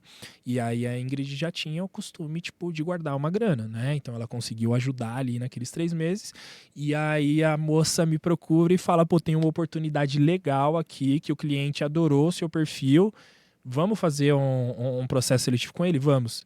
E aí eu entro para fazer o processo seletivo. Com quem que eu me dou de cara lá no processo seletivo? O meu professor da FIAP. Tadeu Caramba. Kanashiro, um dos melhores professores que eu tive na vida. Um cara sensacional. Ele era professor de qual matéria? Professor de modelagem de dados. Como que não ama? Puxa vida. Né? É o cara que às vezes as pessoas, eu estava conversando com alguns conhecidos, né? Falou que na ETEC aprendeu a fazer modelagem, normalização de dados. Na ETEC eu aprendi o que era varchar, o que era int e o que era date. Tipo, eu não cheguei, um timestamp, eu não cheguei a ter esse conhecimento um pouco mais aprofundado. Quem me trouxe esse conhecimento, é óbvio, eu vi algumas coisas, fazia algumas coisas, mas eu não sabia que era modelagem de dados aquilo. Então foi esse cara que me deu essa visão e nossa, nas aulas dele era muito insight, coisa que eu pegava assim, falava, pô, vou aplicar no meu dia a dia, vou resolver um problema e acabava resolvendo ou melhorando ali um produto que eu tinha. Então, Tadeu Kanashiro, queremos você aqui no Detectust, meu amigo. Estou esperando aqui, vamos marcar essa data aí. Boa.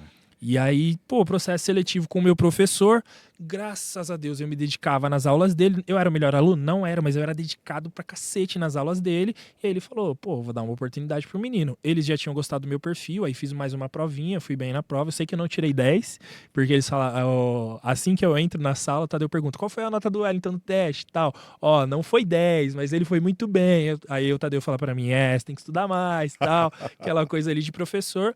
E aí eu vou pro PagBank, através da Market Data, que era a consultoria, eu vou atuar dentro do PagBank. Mas E você aí, era funcionário Market Data. Market Data. Isso, ficava consultoria, interno PagBank, no legal. PagBank. Nunca fui na Market Data, nunca fui no PagBank também, era 100% remoto, mas a minha máquina, tudo que chegou na minha casa era do PagBank. Show de bola.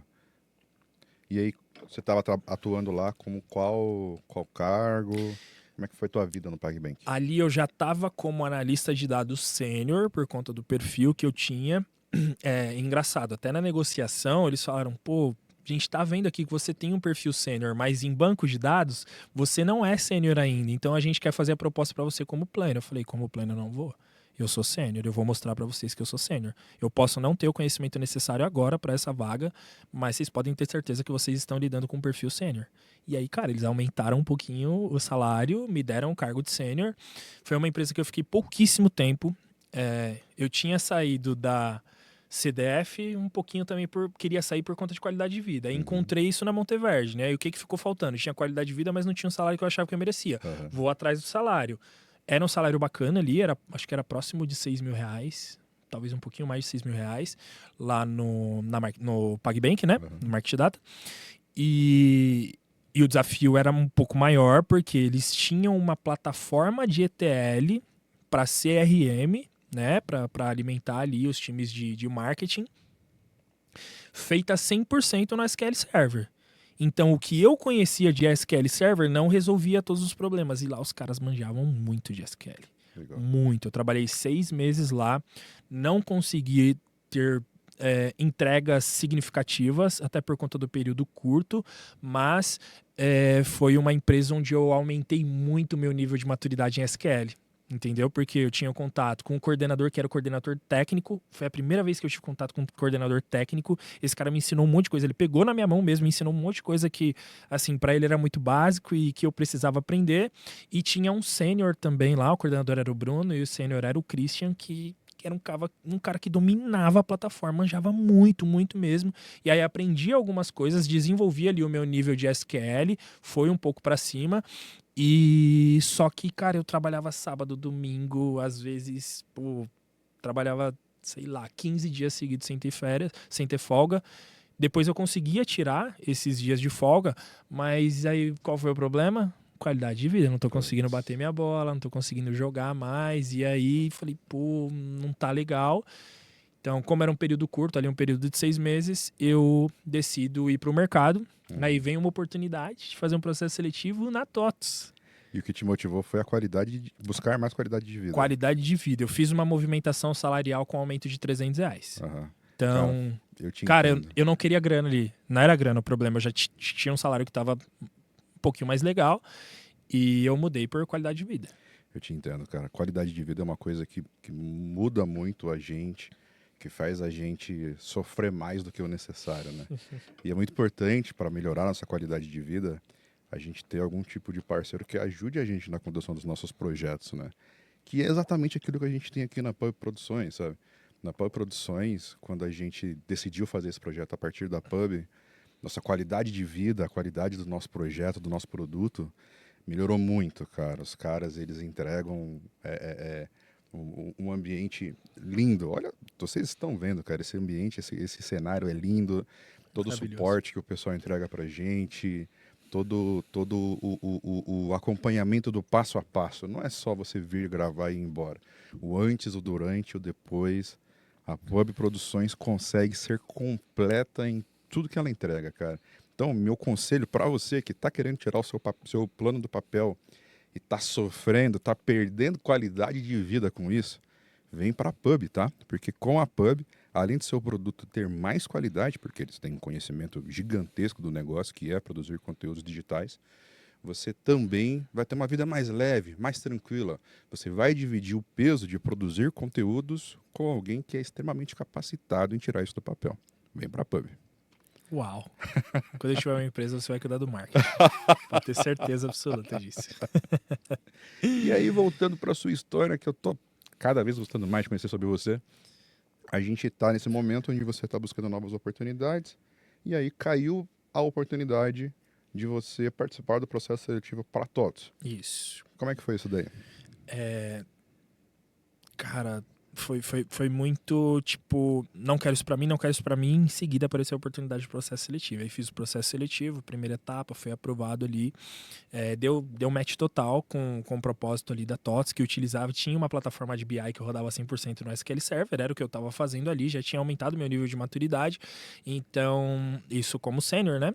E aí, vou fazer o processo seletivo. Depois eu descubro, através de algumas pessoas, que eu mandei muito bem no processo seletivo, fui aprovado na TOTS, mas que a decisão de me contratar não foi muito, como eu posso dizer, embasada e confiando no que eu tinha proposto ali e mostrado no processo seletivo. Agora eu vou te devolver a pergunta, David, porque você era o cara que estava do outro lado ali. Como é que foi? Me conta pra todo mundo do mesmo jeito que você me contou, como é que foi ali a decisão de me contratar. Pô, esse moleque aí sabe, será que esse sabe? Vendedorzinho, será que ele sabe mesmo tudo isso que ele tá falando? Me conta aí. Cara, essa história é uma história muito boa, porque na época eu já era um tech lead, estava buscando uma transição para me tornar PO, trabalhar com os produtos dos dados da companhia, e a gente estava buscando alguém para suprir essa vaga de engenheiro de dados sênior. E eu participava de algumas entrevistas, de alguns processos seletivos nesse momento. E uma das pessoas que apareceu foi um rapaz lá chamado Wellington Domiciano. E foi uma coisa que me chamou a atenção de uma maneira tão positiva, que me fez duvidar, aquele é bom demais para ser verdade, é o modo como você se comunicou, vendeu o seu peixe e se demonstrou disponível para enfrentar os problemas. Eu achei que era chuva de língua, assim, sabe? Achei que, tipo assim, caramba, esse cara tá falando muito. Não é possível que esse cara vai entregar tudo que ele tá falando. Ele tá me enganando, cara. Ele tá me iludindo. Eu vinha de um cenário onde os desenvolvedores eram pessoas muito boas em conversar com máquinas, mas eles não sabiam falar com outros seres humanos. Então, esse cenário onde tinha alguém bom no que faz e que falava muito bem, era tão novo que quando acabou a nossa entrevista, eu conversando com a recrutadora, eu falei, olha, tecnicamente ele realmente sabe o que ele está falando. As perguntas técnicas que eu fiz, ele trouxe respostas que faziam sentido. Ele parece saber como tiram as coisas do papel.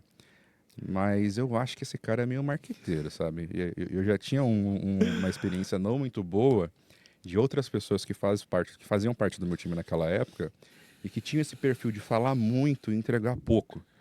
Então eu tava nessa dúvida do tipo assim, cara, será que eu estou repetindo esse mesmo tipo de profissional que fala que faz, mas não faz? Que fala que fez, mas não foi ele que fez? Mas, ao mesmo tempo, você, durante essa tua negociação de vender o teu sonho, o teu peixe, você falou uma parada que me deixou muito na vontade de pagar para ver. Que foi essa parte de, cara, não importa o problema que você jogar para mim, eu vou resolver. E eu penso assim, cara, isso é um diferencial, porque normalmente o cara que ele quer comprar, quer se vender sem ser algo que ele realmente entrega, ele não fala do futuro, ele fala do passado. Ele fala, não, eu fiz, eu sou isso, eu sou aquilo, eu sou foda, fui eu que inventei a Apple, meu amigo de infância Steve Jobs. O cara fala muito do passado, ele se vende muito, aumenta muito do que é passado. E ele não tem tanta segurança para falar do futuro. Quando você falou do futuro, daquilo que você estava disposto a fazer pela TOTS, você falou com uma certeza que me deixou na curiosidade. E eu quis pagar para ver. E foi a melhor aposta que eu já decidi tomar na vida, assim. Te contratar, não foi, a decisão final não foi minha, né? Eu fiz parte do processo de seleção, Sim. mas dar continuidade no seu processo, dar aquele aval e pagar para ver foi muito bom, porque eu me surpreendi mais do que eu imaginava me surpreender ao trabalhar do seu lado. Cara, fico lisonjeado. Já falei por diversas vezes e a gente vai comentar aqui um pouquinho dessa passagem pela TOTS. Mas foi muito bacana trabalhar na TOTS. Hoje, trabalhando numa empresa que é maravilhosa, a gente vai chegar lá, não vou dar spoiler aqui. Trabalhando numa empresa maravilhosa que, assim, pensa muito no colaborador, tem uma cultura muito forte, tanto técnica quanto organizacional, tem uma cultura muito bem implementada, mas a TOTUS, com certeza, junto com a empresa que eu trabalho hoje, foi a melhor cultura de companhia que eu já trabalhei. Cara, foi um sonho trabalhar ali na TOTUS, foi uma experiência maravilhosa.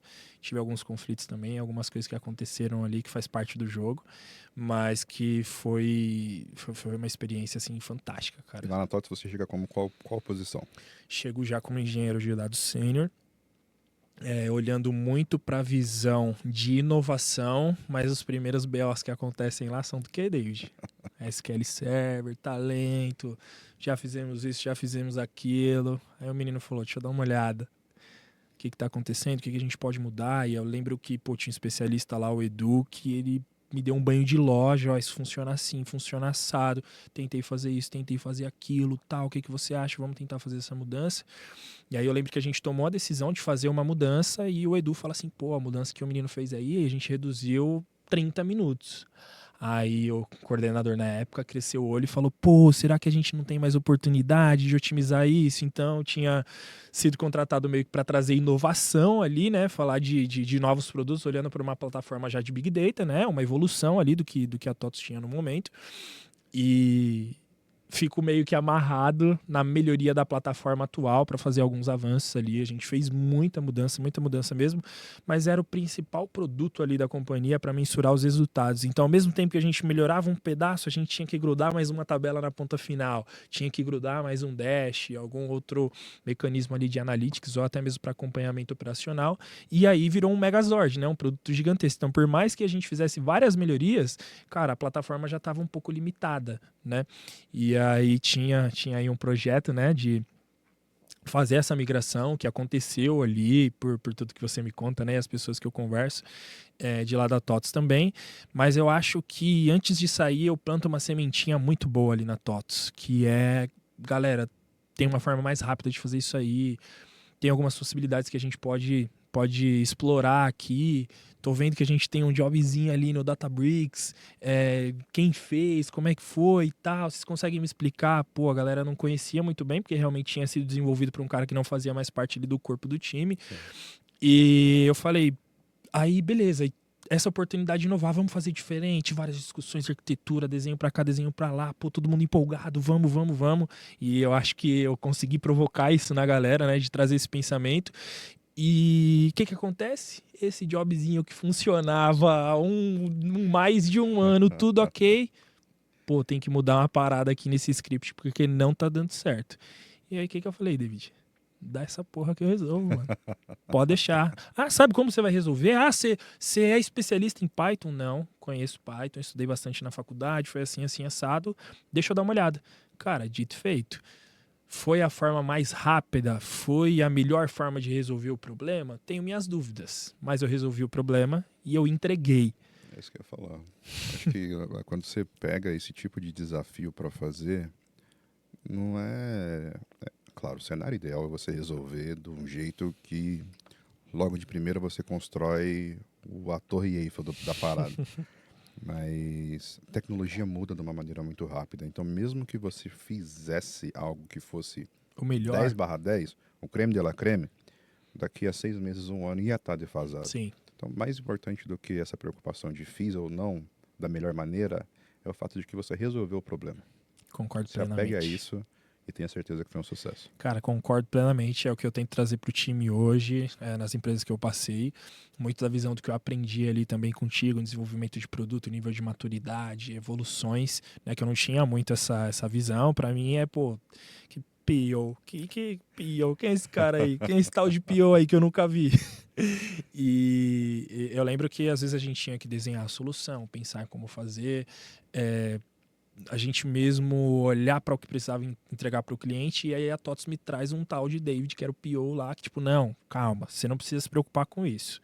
Vou entender o que precisa fazer e vou trazer para você fazer, beleza? Vai ser assim. Falei, vai ser assim. Será que eu vou saber fazer? Será que esse cara vai saber o que tem que fazer mesmo? Pezinho atrás ali, né? Não conhecia de agilidade, não conhecia de desenvolvimento de produto, nível de maturidade 0/0. E aí, beleza, aí começaram a chegar as primeiras atividades ali de inovação. Depois que a gente olhou para a plataforma e falou, gente, vamos ficar mexendo aqui, não vai resolver, vamos deixar ela estável, entre aspas, se acontecer algum cenário de crise a gente volta e ajusta, mas vamos olhar para a evolução, para onde a gente quer ir, né? E aí eu lembro que tinha uma atividade para evoluir um produto que eu não lembro muito bem qual era a tecnologia que ele estava, mas ele não estava no SQL 100%, mas também não estava numa plataforma moderna. Tinha alguma solução ali que, pelo perdão da memória aqui, eu não me recordo, mas tinha a possibilidade de fazer com o SQL, fazer a evolução nessa plataforma, ou eu podia tirar tudo ali e levar para uma nova tecnologia. O que o desbravador decidiu?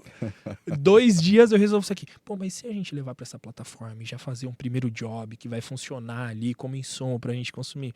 E aí pegamos lá o Databricks, criamos um cluster lá e arregaçando, tentando aprender muita coisa ali de como funcionava. Tinha muita coisa que eu estava aprendendo na faculdade, então linkava muito, que eu tinha aprendido já na faculdade, que linkava muito ali com a oportunidade.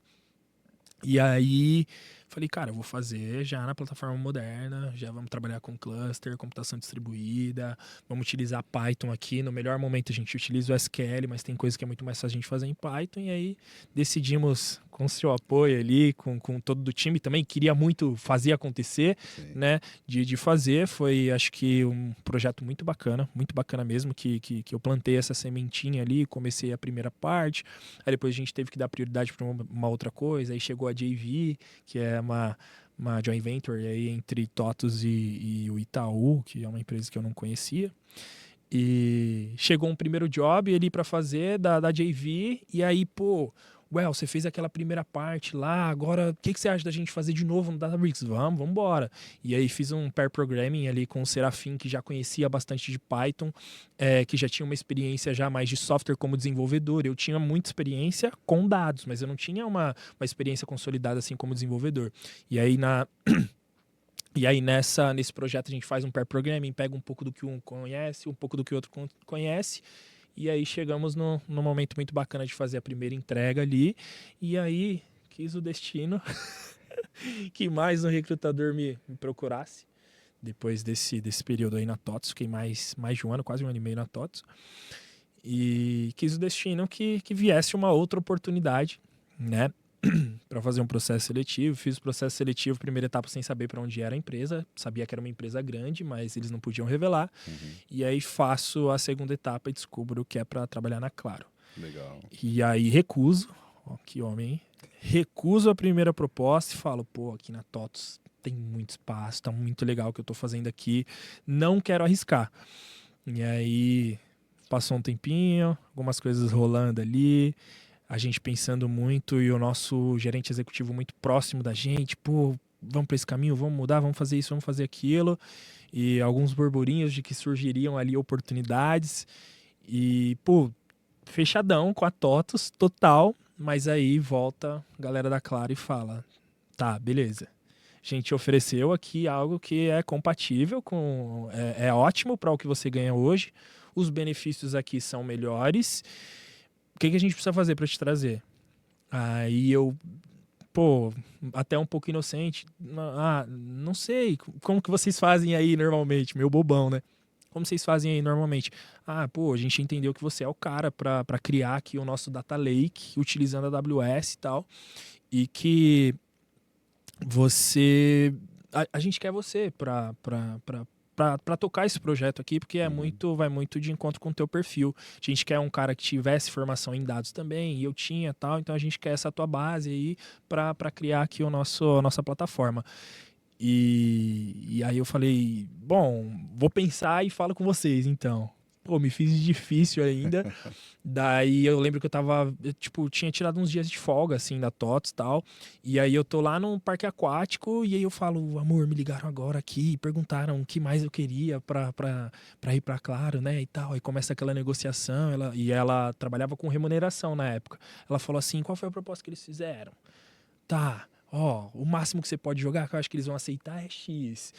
Mas assim, não aceita menos do que isso, por conta disso, tal. Calcula aqui quanto que você ganha na TOTS para ver o percentual de aumento que você vai ter, tal. E tipo, essa discussão muito boa ali, minha com a minha esposa, noiva na época. E aí ela falou, bom, pede X. O não você já tem. E aí, se eles falarem não e fizerem uma contraproposta, você tenta negociar, mas não deixa ficar abaixo disso. Esse aqui é o nosso ponto de saída para você sair da TOTS. Pô, você tá bem, tá legal, tal. Dinheiro é bom, é importante, oportunidade também parece legal, mas não fica menos do que isso aqui, não aceito. Falei, beleza. E aí, cara, eu fui pro topo. Eu lembro que eu retorno pra moça do RH, e aí eu falo, eu acho que quando vocês estão falando o que eu quero para ir para Claro, talvez vocês consigam melhorar a proposta financeira, os benefícios são bons, já tinha falado desde o começo que eu aceitava os benefícios que eram legais. Tem algum outro benefício que vocês podem me oferecer? Ela falou, não tem outro benefício, os benefícios são iguais aqui para os colaboradores, mas no financeiro sim a gente pode fazer um ajuste. Eu falei, então eu quero X. Eu lembro que ela fez assim, oi? É esse o valor que eu quero. Eu não sei se eu vou conseguir, mas eu prometo que eu vou brigar e tal. Beleza, desligou o telefone. Cara, passou 5 minutos, me liga o diretor que eu ia responder ali. Diretor não, era gerente. Me liga o gerente executivo ali que eu ia responder e falou, pô, lembra de mim, do processo e tal, e aí, como é que tá? Tudo certo? Pô, fiquei sabendo, tá viajando aí, tá curtindo, né? Desculpa atrapalhar. Cara, acabei de aprovar aqui a solicitação que você fez, me diz quando que você vem trabalhar com a gente. Puta que pariu, não tive que negociar, falar mais nada, simplesmente aprovaram. E foi uma movimentação muito interessante que eu fiz financeiramente. E aí, cada hora você tem que saber jogar o jogo, né? Então, a movimentação que eu fiz pra TOTS foi uma movimentação praticamente lateral, com 300, 400 reais de aumento. Cara, não dava 400 reais de aumento. E eu falei, não, quero qualidade de vida. Vocês venderam muito bem que a TOTS me traria essa qualidade de vida. Cara, acho que trabalhei final de semana na TOTS umas 3 vezes.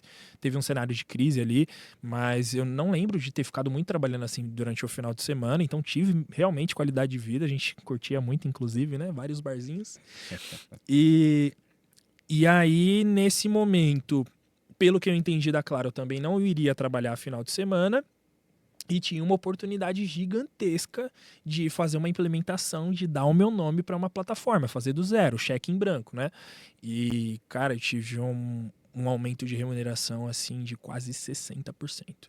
Muito bom. Muito bom, cara. Para mim, na época, foi assim... Meu Deus do céu. Quanto dinheiro. E aí, vou para Claro... No começo, achei que já ia chegar debulhando a AWS, e aí, tipo, tudo bloqueado, aí tinha que pedir pra galera de DevOps, aí conhecia os DevOps. Já tinha uma noção ali, né, no período da TOTS, mas aí conhecia os DevOps, aí peço acesso ali, peço acesso aqui, e aí os desenvolvimentos que tinham lá estavam sendo feitos em Shell Script. E aí eu, caralho, como se já não bastasse o PySpark aqui, que eu vou ter que melhorar muito o meu nível de conhecimento, que eles falaram, pô, a gente quer usar Glue, a gente quer usar aqui a AWS. Eu falei, pô, no Glue é Spark, vai rodar assim, tenho que melhorar nisso. Aí já começo a fazer curso ali, já começo a fazer aquilo. E chego lá, Shell Script. Porra, Linux puro, né? E aí eu vi que tinha várias oportunidades para mudar as coisas, daí trabalhava com... Tinha um colega, né, um par, que já falou, pô, vamos olhar para frente, não vamos olhar para o que tá assim agora, tal, porque a gente quer ir para AWS, quer fazer as coisas na AWS, mas assim, o que a gente fez aqui tá funcionando, então vamos olhar para frente, e de certo modo ele tinha razão, mas acontece desse cara ficar afastado e, cara, é sempre assim, né? O cara ficou afastado, o que deu problema?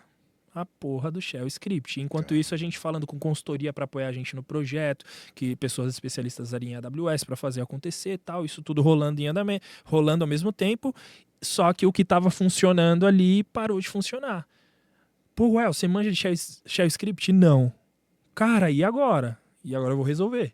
Como que você vai resolver? Eu vou resolver. Me dá um dia. Porra, mano. Peguei uma tabelinha lá e falei, minha filha, você tem que funcionar. E aí vou, Python puro, faço conexão com o banco de dados, vejo com Dynamo na época, vejo como é que funciona, tal, algumas coisas, assim, bem diferente do que eu sabia de normalização de dados. Falei, caralho, vou ter que me adaptar, tal, aprendi isso, aprendi aquilo, pum! Consegui gravar a primeira tabela no Oracle. Falei, caralho, eu não acredito. Isso passou uns 2 dias, tá? Falei, me dá um dia, mas passou uns 2 dias. E aí consegui gravar essa tabela no Oracle, e aí, pô, o tempo que fazia no Shell Script dessa tabelinha, ela rodava tipo em 25 minutos lá no Shell Script. E com o script que eu fiz para extrair do Dynamo e escrever em memória já direto no... Isso rodando na minha máquina. Escrever direto no Oracle, que era o banco de dados ali onde a gente tinha o DW momentaneamente, levou 12 minutos. Aí eu falei, caralho, metade do tempo a parada rodando na minha máquina, porque o script do Shell Script rodava num Linux lá, num Ubuntu. E aí eu falei, caralho, será que além de mudar aqui, deixar as coisas mais fáceis, eu ainda vou conseguir entregar performance? Porque essa tabela era pequenininha, não era a maior tabela que a gente tinha. E aí saí do Davi e fui pro Golias. Fui pra maior tabela que a gente tinha, cara. Tinha, na época ela era, acho que uns 200 gigas. Uou. Assim, a carga full dela, e eu falei, mano, não sei como eu vou fazer isso na minha máquina. Estourou a memória várias vezes da minha máquina e tal, mas eu vou fazer essa porra funcionar. Nem que eu pegue metade dela, tal, beleza. Aí consegui pegar tudo, deixar em memória, e aí dava um problema aqui, dava um problema ali, fui tratando, resolvendo. E aí essa tabela que levava 2 horas e pouquinho, num dia normal, pra rodar no Shell Script, ela rodou em tipo 45 minutos. Caramba. Aí eu falei, eu sou uma besta enjaulada com ódio. Caralho, consegui resolver o problema e ainda tô trazendo, tipo, de uma maneira melhor, né? Porque, pô, imagina, plugado no Oracle, inserindo um monte de dado lá, já coloquei uma carga incremental depois que eu consegui fazer a primeira, então, pô, trouxe um monte de inovação para um problema, eu trouxe uma solução e inovação para o problema. E aí, cara, eu lembro que esse gerente que eu respondi, ele não era muito técnico, ele era mais comercial, mas ele estava conectado com Analytics porque tinha cientista de dados no time, que ficava colado nele ali e tal. E aí, o gerente de TI mesmo, Daniel Gontijo, te espero aqui, Danielzão, meu parceiro, meu amigão, te espero aqui no nosso podcast. Daniel me pergunta, e aí, conseguiu resolver o problema? Pô, caramba, Shell Script e tal, agora eu entendi, porque às vezes fica tão lento e tal. Aí eu falei, resolvi. Aí ele falou, você tá brincando? Eu falei, resolvi. Cara, não tá o melhor dos códigos ainda, não testei nada, não tem nada aqui de um pipeline, mas é o famoso, na minha máquina tá funcionando, tá ligado? Ele falou, não é possível, cara, não é possível, eu tô tentando mudar isso já faz um tempo, tal, pô, não tem problema você conhecer de Shell Script, mas assim, se eu precisar de alguém para resolver um problema, eu vou na rua e grito, alguém conhece Python? Mano, 10 vai levantar a mão e ninguém, alguém conhece Shell Script? Pô, 1 vai levantar a mão. Sim. E aí ele falou, não, aí vai ficar muito mais fácil, tal, a gente não fica dependente, né, de um conhecimento de Shell Script. Eu falei, também acho que faz sentido. Os próprios cientistas de dados, pô, os caras amassavam no Python, desenvolviam muito. Halisson, Jean, um abraço, meus queridos. E E aí foi isso, mano. Eu consegui resolver esse problema e aí, tipo, eu nem tava muito envolvido ainda no projeto da AWS, porque tava em nível de discussão. E aí eu lembro que o Daniel me chama pra próxima reunião. Falei, Daniel, pô, fiz isso aqui na minha máquina, por que a gente já não faz num Glue? Pô, vamos fazer, vamos direto, tal. Mas aí, por conta de já ter contratado ali a consultoria, Uhum. eles resolvem, tipo assim, ó, a gente vai te dar um ambiente dev aí e tal, mas estava muito bloqueado. Aí comecei a pedir os acessos, conversar com o DevOps. Depois que o DevOps ficou sabendo o problema que eu tinha resolvido, ele já começou a me olhar com outros olhos. Não, vou dar acesso para esse cara que ele vai me ajudar aqui. Pô, quando travava o shell script, ferrava o Linux, quem aqui tinha que resolver? Era o DevOps que ficava apoiando. Ele falou, pô, esse cara conseguiu resolver esse problema aqui, com certeza vai me ajudar com outras coisas. E aí, cara, eu meio que fico como responsável ali pelas inovações. Isso nos meus primeiros 6 meses. Os primeiros 3 meses, cara, bem difícil mesmo. Tentando explorar algumas coisas ali, pensando em novidade, arquitetura e tudo mais, sem poder mexer ali, entre aspas, no shell script. E aí surge essa oportunidade. Eu tô indo para 7 meses aí de companhia. E aí, cara, as conversas com a consultoria foram avançando e tal. E aí chegou lá acho que foi agosto, reunião gerencial. Pô, primeira vez que me chamaram para reunião gerencial. Caramba. Aí entro lá na reunião, gerencial, digo, estratégico. Todos os gerentes, nosso CFO, que era o nosso diretor, para comunicar as novidades que tinham ali para a sequência do ano. E aí, do nada, aparece o nome do Daniel como responsável pelo Analytics, onde estava engenharia de dados. No Analytics tinha engenharia de dados e ciência de dados, aparece o nome dele e embaixo aparece meu nome. E é assim que eu viro Tech Lead. Na primeira reunião gerencial, assim, é assim que eu viro Tech Lead. Você tinha quanto tempo já? 8 meses. 8 meses. Legal. E aí eu acabo me tornando Tech Lead ali na Claro, né? No produto, na fintech da Claro, que é o Claro Pay. Uhum. E aí, cara, foi surreal, assim, porque todo mundo começou a comentar, pô, vai ter layoff, talvez demitam algumas pessoas, tal, e eu, pô, preocupado, tava pagando casamento, já não era mais tão delinquente, inconsequente que nem foi a época que eu saí do Multiverso, vou sair, foda-se. Mas ali eu já tinha um pouquinho mais de, tipo, pô, não posso ser mandado embora agora, espero que eu esteja fazendo um bom trabalho e tal. Se for pra me mandar embora, que manda daqui 1 ano, pelo menos, já vou ter pago o casamento e tudo mais. Espero eu terminar de pagar as coisas aqui. E, cara, pelo contrário, é o que eu falo pra todo mundo, né? Achei que eu ia cair aquele dia, eu caí pra cima. Acabei me tornando Tech Lead. Mudou bastante, porque, cara, é uma fintech da Claro, e imagina que eu precisava consumir dados que estavam em posse da Claro. Nós estávamos indo para um ambiente já de Lake House, Data Lake House, e a Claro acho que tem ainda até hoje um Hadoop que funciona muito bem, muito, muito consistente, só que era diferente. Então os caras falaram assim, pô, vocês vão conseguir transferir os dados em segurança, vocês vão conseguir repousar os dados em segurança, como é que funciona aí, cara, eu tive que mostrar arquitetura para cara do meu nível, cara que já era coordenador lá, especialista, cara, eu subi a cadeia toda para mostrar a arquitetura que a gente estava fazendo lá no Claro Pay, para que eles pudessem aprovar que a gente trouxesse os dados. Pô, ficou uns 4 meses nesse processo. Então, assim, já era uma posição de liderança. Aí, nesse momento, veio uma pessoa trabalhar comigo na engenharia, já para me apoiar com conhecimento um pouco mais avançado, assim, principalmente em Python. Taizinha, tamo junto. Prazer enorme ter trabalhado com você.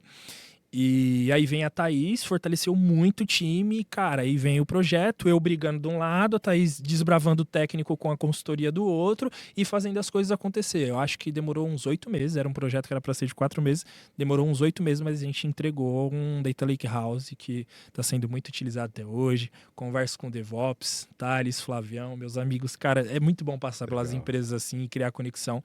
Essas pessoas são pessoas assim maravilhosas, tenho contato até hoje e falaram que está funcionando tudo muito bem, que evolução de plataforma não está acontecendo muito ali, mas que as coisas estão andando sozinho. Pô, e o produto e que é você isso, criou e tá minha assinatura tá lá. Até hoje. É isso aí, minha assinatura e da Taizinha lá, foi a gente que desbravou aquela parada, óbvio, junto com a consultoria, que conhecia muito já de AWS, e pensando num desenvolvimento bem sustentável, questão de reuso, questão de melhor utilização dos recursos, evolução de plataforma, para onde a gente podia e se a gente precisasse escalar a plataforma. Então, pô, foi um projeto assim, cara, gigantesco. Também teve uns bate-cabeça, umas rusgas ali, mas foi uma oportunidade assim muito enriquecedora. Foi a primeira plataforma que eu construí, cara, praticamente do zero. Caramba. Então foi uma experiência assim fantástica, maravilhosa. Muito bom. E aí, Cara, muito interessante essa sua história. É bom, né, quando a gente cria um produto que fica, que se consolida e que mesmo quando a gente parte para próximos desafios, a gente deixa ali nossa pegada na sim, calçada da fama.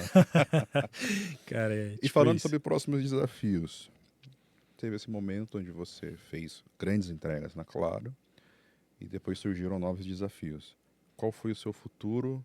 Como é que foi essa transição da Claro para outras oportunidades que você teve? Na Claro, assim, a gente entregou, como eu disse, né? Era um projeto que era para ser aí 4 meses e acabou levando 8. E a gente foi avançando em algumas coisas. Então, tipo assim, a gente fez um mapeamento. Tá, lemos todos os bancos de dados que a gente tem dentro de casa. Quais outros dados seriam bacanas a gente ter na plataforma? Então, a gente mapeou tudo que tinha para trazer. Tinha mais de 10 origens de dados. Assim, essa ia ficar uma plataforma fantástica. Ainda mais com a expertise e o dado tratado do jeito que viria da Claro. Pô, seria sensacional. E aí entregamos o projeto, pô, agora vamos falar de Analytics e Machine Learning. Porra, é o sonho do engenheiro e eu como tech lead ali da squad, né? É um sonho, tipo assim, pô, entreguei a plataforma, agora vem a cereja do bolo. E aí vem o Itaú e me convida para participar de um processo seletivo, já como tech lead. Faço o processo e sou aprovado. Na hora de aproveitar tudo que eu tinha construído ali na Claro, infelizmente ou felizmente, vem o Itaú como oportunidade, cara, também para trabalhar com a AWS, também para trabalhar com o que eu já trabalhava. Então, assim, foi uma migração transparente da Claro pro Itaú.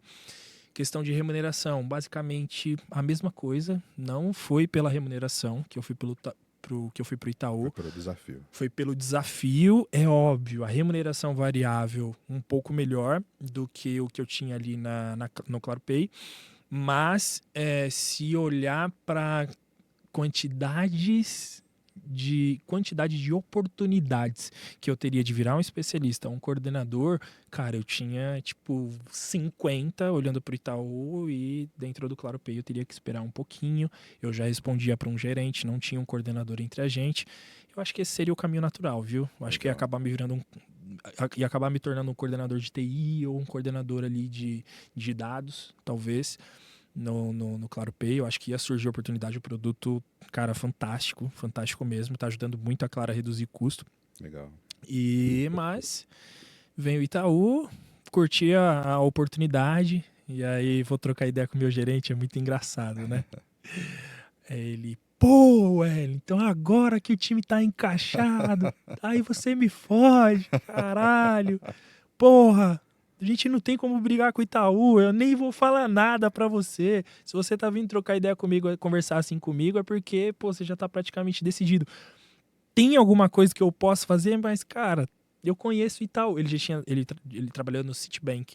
Eu conheço muita gente do Itaú, tal, sei como é que é, e, tipo, a gente não tá nesse grau de maturidade ainda no produto ClaroPay. Por mais que a Claro totalmente consolidado, o ClaroPay ainda tinha 2 anos e meio. Acho que fez 3 anos, agora há pouco. Entendeu? Ele falou, pô, só tenho que te desejar sucesso, sei que você vai ficar um tempo mais aí com a gente, então vamos aproveitar as outras agendas pra gente endereçar tudo que precisa. E aí, cara, no dia que chegou o dia de ir embora mesmo, ele falou, pô, eu li o seu e-mail ali de despedida com o coração apertado, velho. Porque esse foi um cara que agregou muito pra gente. Pô, quando eu vi essa mensagem, eu tenho essa mensagem favoritada. Quando eu vi essa mensagem dele, eu falei, caralho, missão cumprida, velho. Tô saindo, tô deixando uma plataforma bacana que vai rodar e tô deixando um relacionamento aberto, assim, com um cara, pô, 20 anos de experiência de TI, o Daniel. Que legal. E aí, pô, caramba, velho, o cara curtiu meu trampo. Então foi bem legal. Fiz muita conexão no ClaroPay.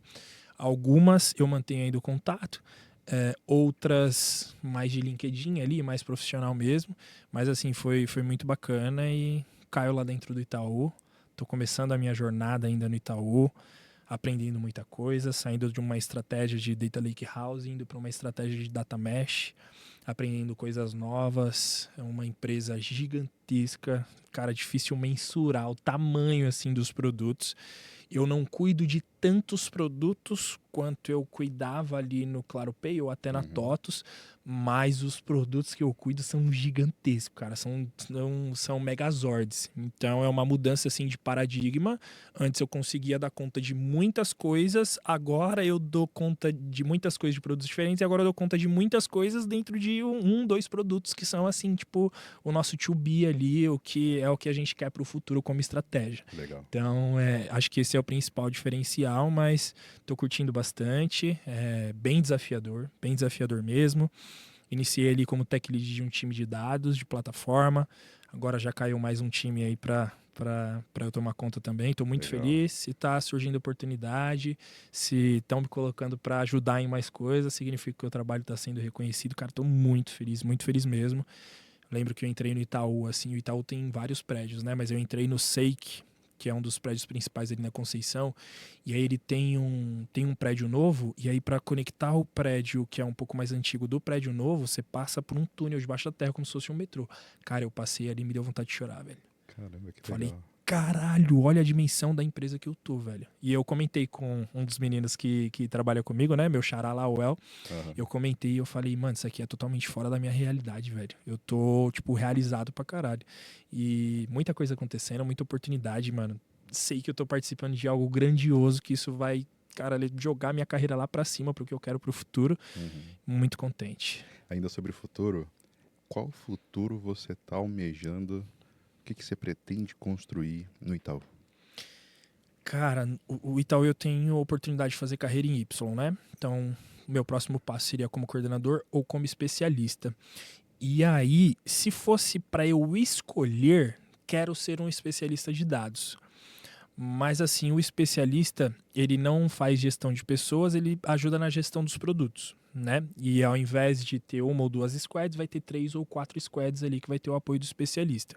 Eu acho que é uma oportunidade bacana e eu teria a oportunidade de me tornar ou especialista de dados ou especialista de software. E cara, de software não quero, não é a minha praia, não acho que eu poderia contribuir como do mesmo jeito que eu poderia contribuir como um especialista de dados. E tem a oportunidade de eu me tornar coordenador. O que é mais fácil lá? Na minha concepção, é eu me tornar coordenador, porque tem 12 coordenadores, eu acho, e especialista de dados, tipo, é uma cadeira. Entendeu? E como, pô, sou um cara que normalmente gosta de ficar perto do time, ajudar na solução de problema, tá perto ali da galera, dá a mão mesmo, vamos todo mundo junto. Cara, talvez, eu tô percebendo assim que talvez a liderança me veja com um perfil um pouco mais de puxar o time, um perfil mais de coordenador. Mas, cara, deixa o futuro aí nas mãos de Deus. Como é algo muito grandioso, é até difícil você fazer um planejamento pensando nisso. Cara, eu tô vivendo um dia de cada vez, muito trabalho, muitos desafios, muito contente, graças a Deus dando um jeitinho de resolver tudo. Mas não sei para onde eu vou. Não sei para onde eu vou, eu sei que eu vou. Você tá de coração aberto, Cara, a oportunidade que chegar você agarra. Coração aberto, se tiver uma oportunidade como coordenador de dados ou como especialista de dados, melhor, mas estou de coração aberto e, cara, é um mundo lá, né? Então, só a comunidade que eu trabalho são 512 profissionais. Tem várias outras comunidades, várias outras oportunidades. Tem a própria comunidade de dados, tem uma comunidade de tecnologia, comunidade de arquitetura. Cara, tem para onde quiser ir, tem oportunidade lá. Então, tô deixando o futuro aí nas mãos de Deus, né? Continuar entregando um bom trabalho e na hora certa vai acontecer. Tenho certeza que teu futuro lá vai ser incrível. Você já é esse profissional que lida bem com o que chega do futuro, independente do que o futuro te traz. Você tem essa capacidade de resolver problemas, mesmo que você não saiba muito bem qual que é o caminho que você percorre. Você vai perseguir o destino e você vai atingir o destino. Obrigado por esse episódio. A hora passou voando. Que Ainda bom. tem muitos outros assuntos que eu quero falar com você, muitos outros temas que eu quero abordar. Quero fazer outros episódios assim, entendendo as nuances do Wellington, entendendo quem é um Wellington como pessoa e entendendo todo o impacto que o Wellington já causou, está causando e vai continuar causando na comunidade de dados. Meu amigo, obrigado por esse episódio riquíssimo de informação e sentimento. Dá um recado de despedida para os nossos ouvintes e fala para eles como é que eles conseguem te achar. Boa, eu agradeço demais aqui a oportunidade, esse projeto é maravilhoso. Você me ganhou num bar, tomando uma, explicando, pô, é assim que eu quero fazer. E eu, caralho, que foda. Pô, quero participar disso, me envolve nisso. E graças a Deus as coisas estão caminhando muito bem. A gente está evoluindo aí como produto, né, meu querido P.O. Galera, agradecer a oportunidade de estar aqui. Espero ter compartilhado algumas coisas com vocês que refletem aí, né?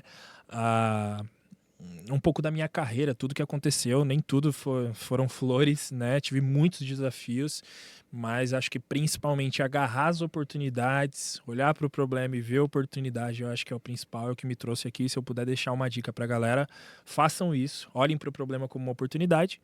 Vocês me encontram no Instagram como Weldomi, tá? Well de Wellington, W-E-L-L, e Domi, D-O-M-I. E no LinkedIn, o Wellington Domiciano, tem muita coisa bacana, conecta comigo, vamos trocar uma ideia, vai ser um prazer gigantesco. Falar de tecnologia, eu amo realmente o que eu faço. Não quero trabalhar com isso pelo resto da vida não, David, mas eu amo o que eu faço e é isso. Muito obrigado. Tamo junto. Eu também quero agradecer a PAN Produções, que possibilitou que tudo isso acontecesse. Quero agradecer a Rai, que está na mesa editando com a qualidade que só ela consegue fazer. E quero agradecer também a você, que acompanhou a gente até o final, que está triste porque esse programa está acabando. Eu sei que você gostaria que a gente fizesse aquele episódio de 72 horas. O cara tem conteúdo para isso. Mas é bom na vida quando a gente fica com aquele gostinho de quero mais. E é isso que eu sei que você está sentindo. Será que a galera ficou? Com certeza, meu amigo. Coloquem eu conheço o meu público aí. e eu sei que eles estão querendo mais. Então, se você quer mais um episódio com o Wellington, se você quer saber alguma coisa específica do Wellington, deixa aqui nos comentários. Também não se esquece de curtir, comentar, clicar no sininho, toda aquela coisa que você já está cansado de saber que você tem que fazer. E comenta também aqui o que o Wellington te ensinou, que vai te ajudar a ser um profissional melhor amanhã. O que você vai acordar amanhã, ouvindo esse podcast, ouvindo esse oceano de conhecimento que o cara entregou para você, como é que o Wellington vai te ajudar a ser um profissional melhor. Obrigado pela tua companhia. Eu te aguardo no próximo episódio do nosso queridíssimo Tech Toast. E para encerrar com qualidade, um brinde à tecnologia. Um brinde aos dados.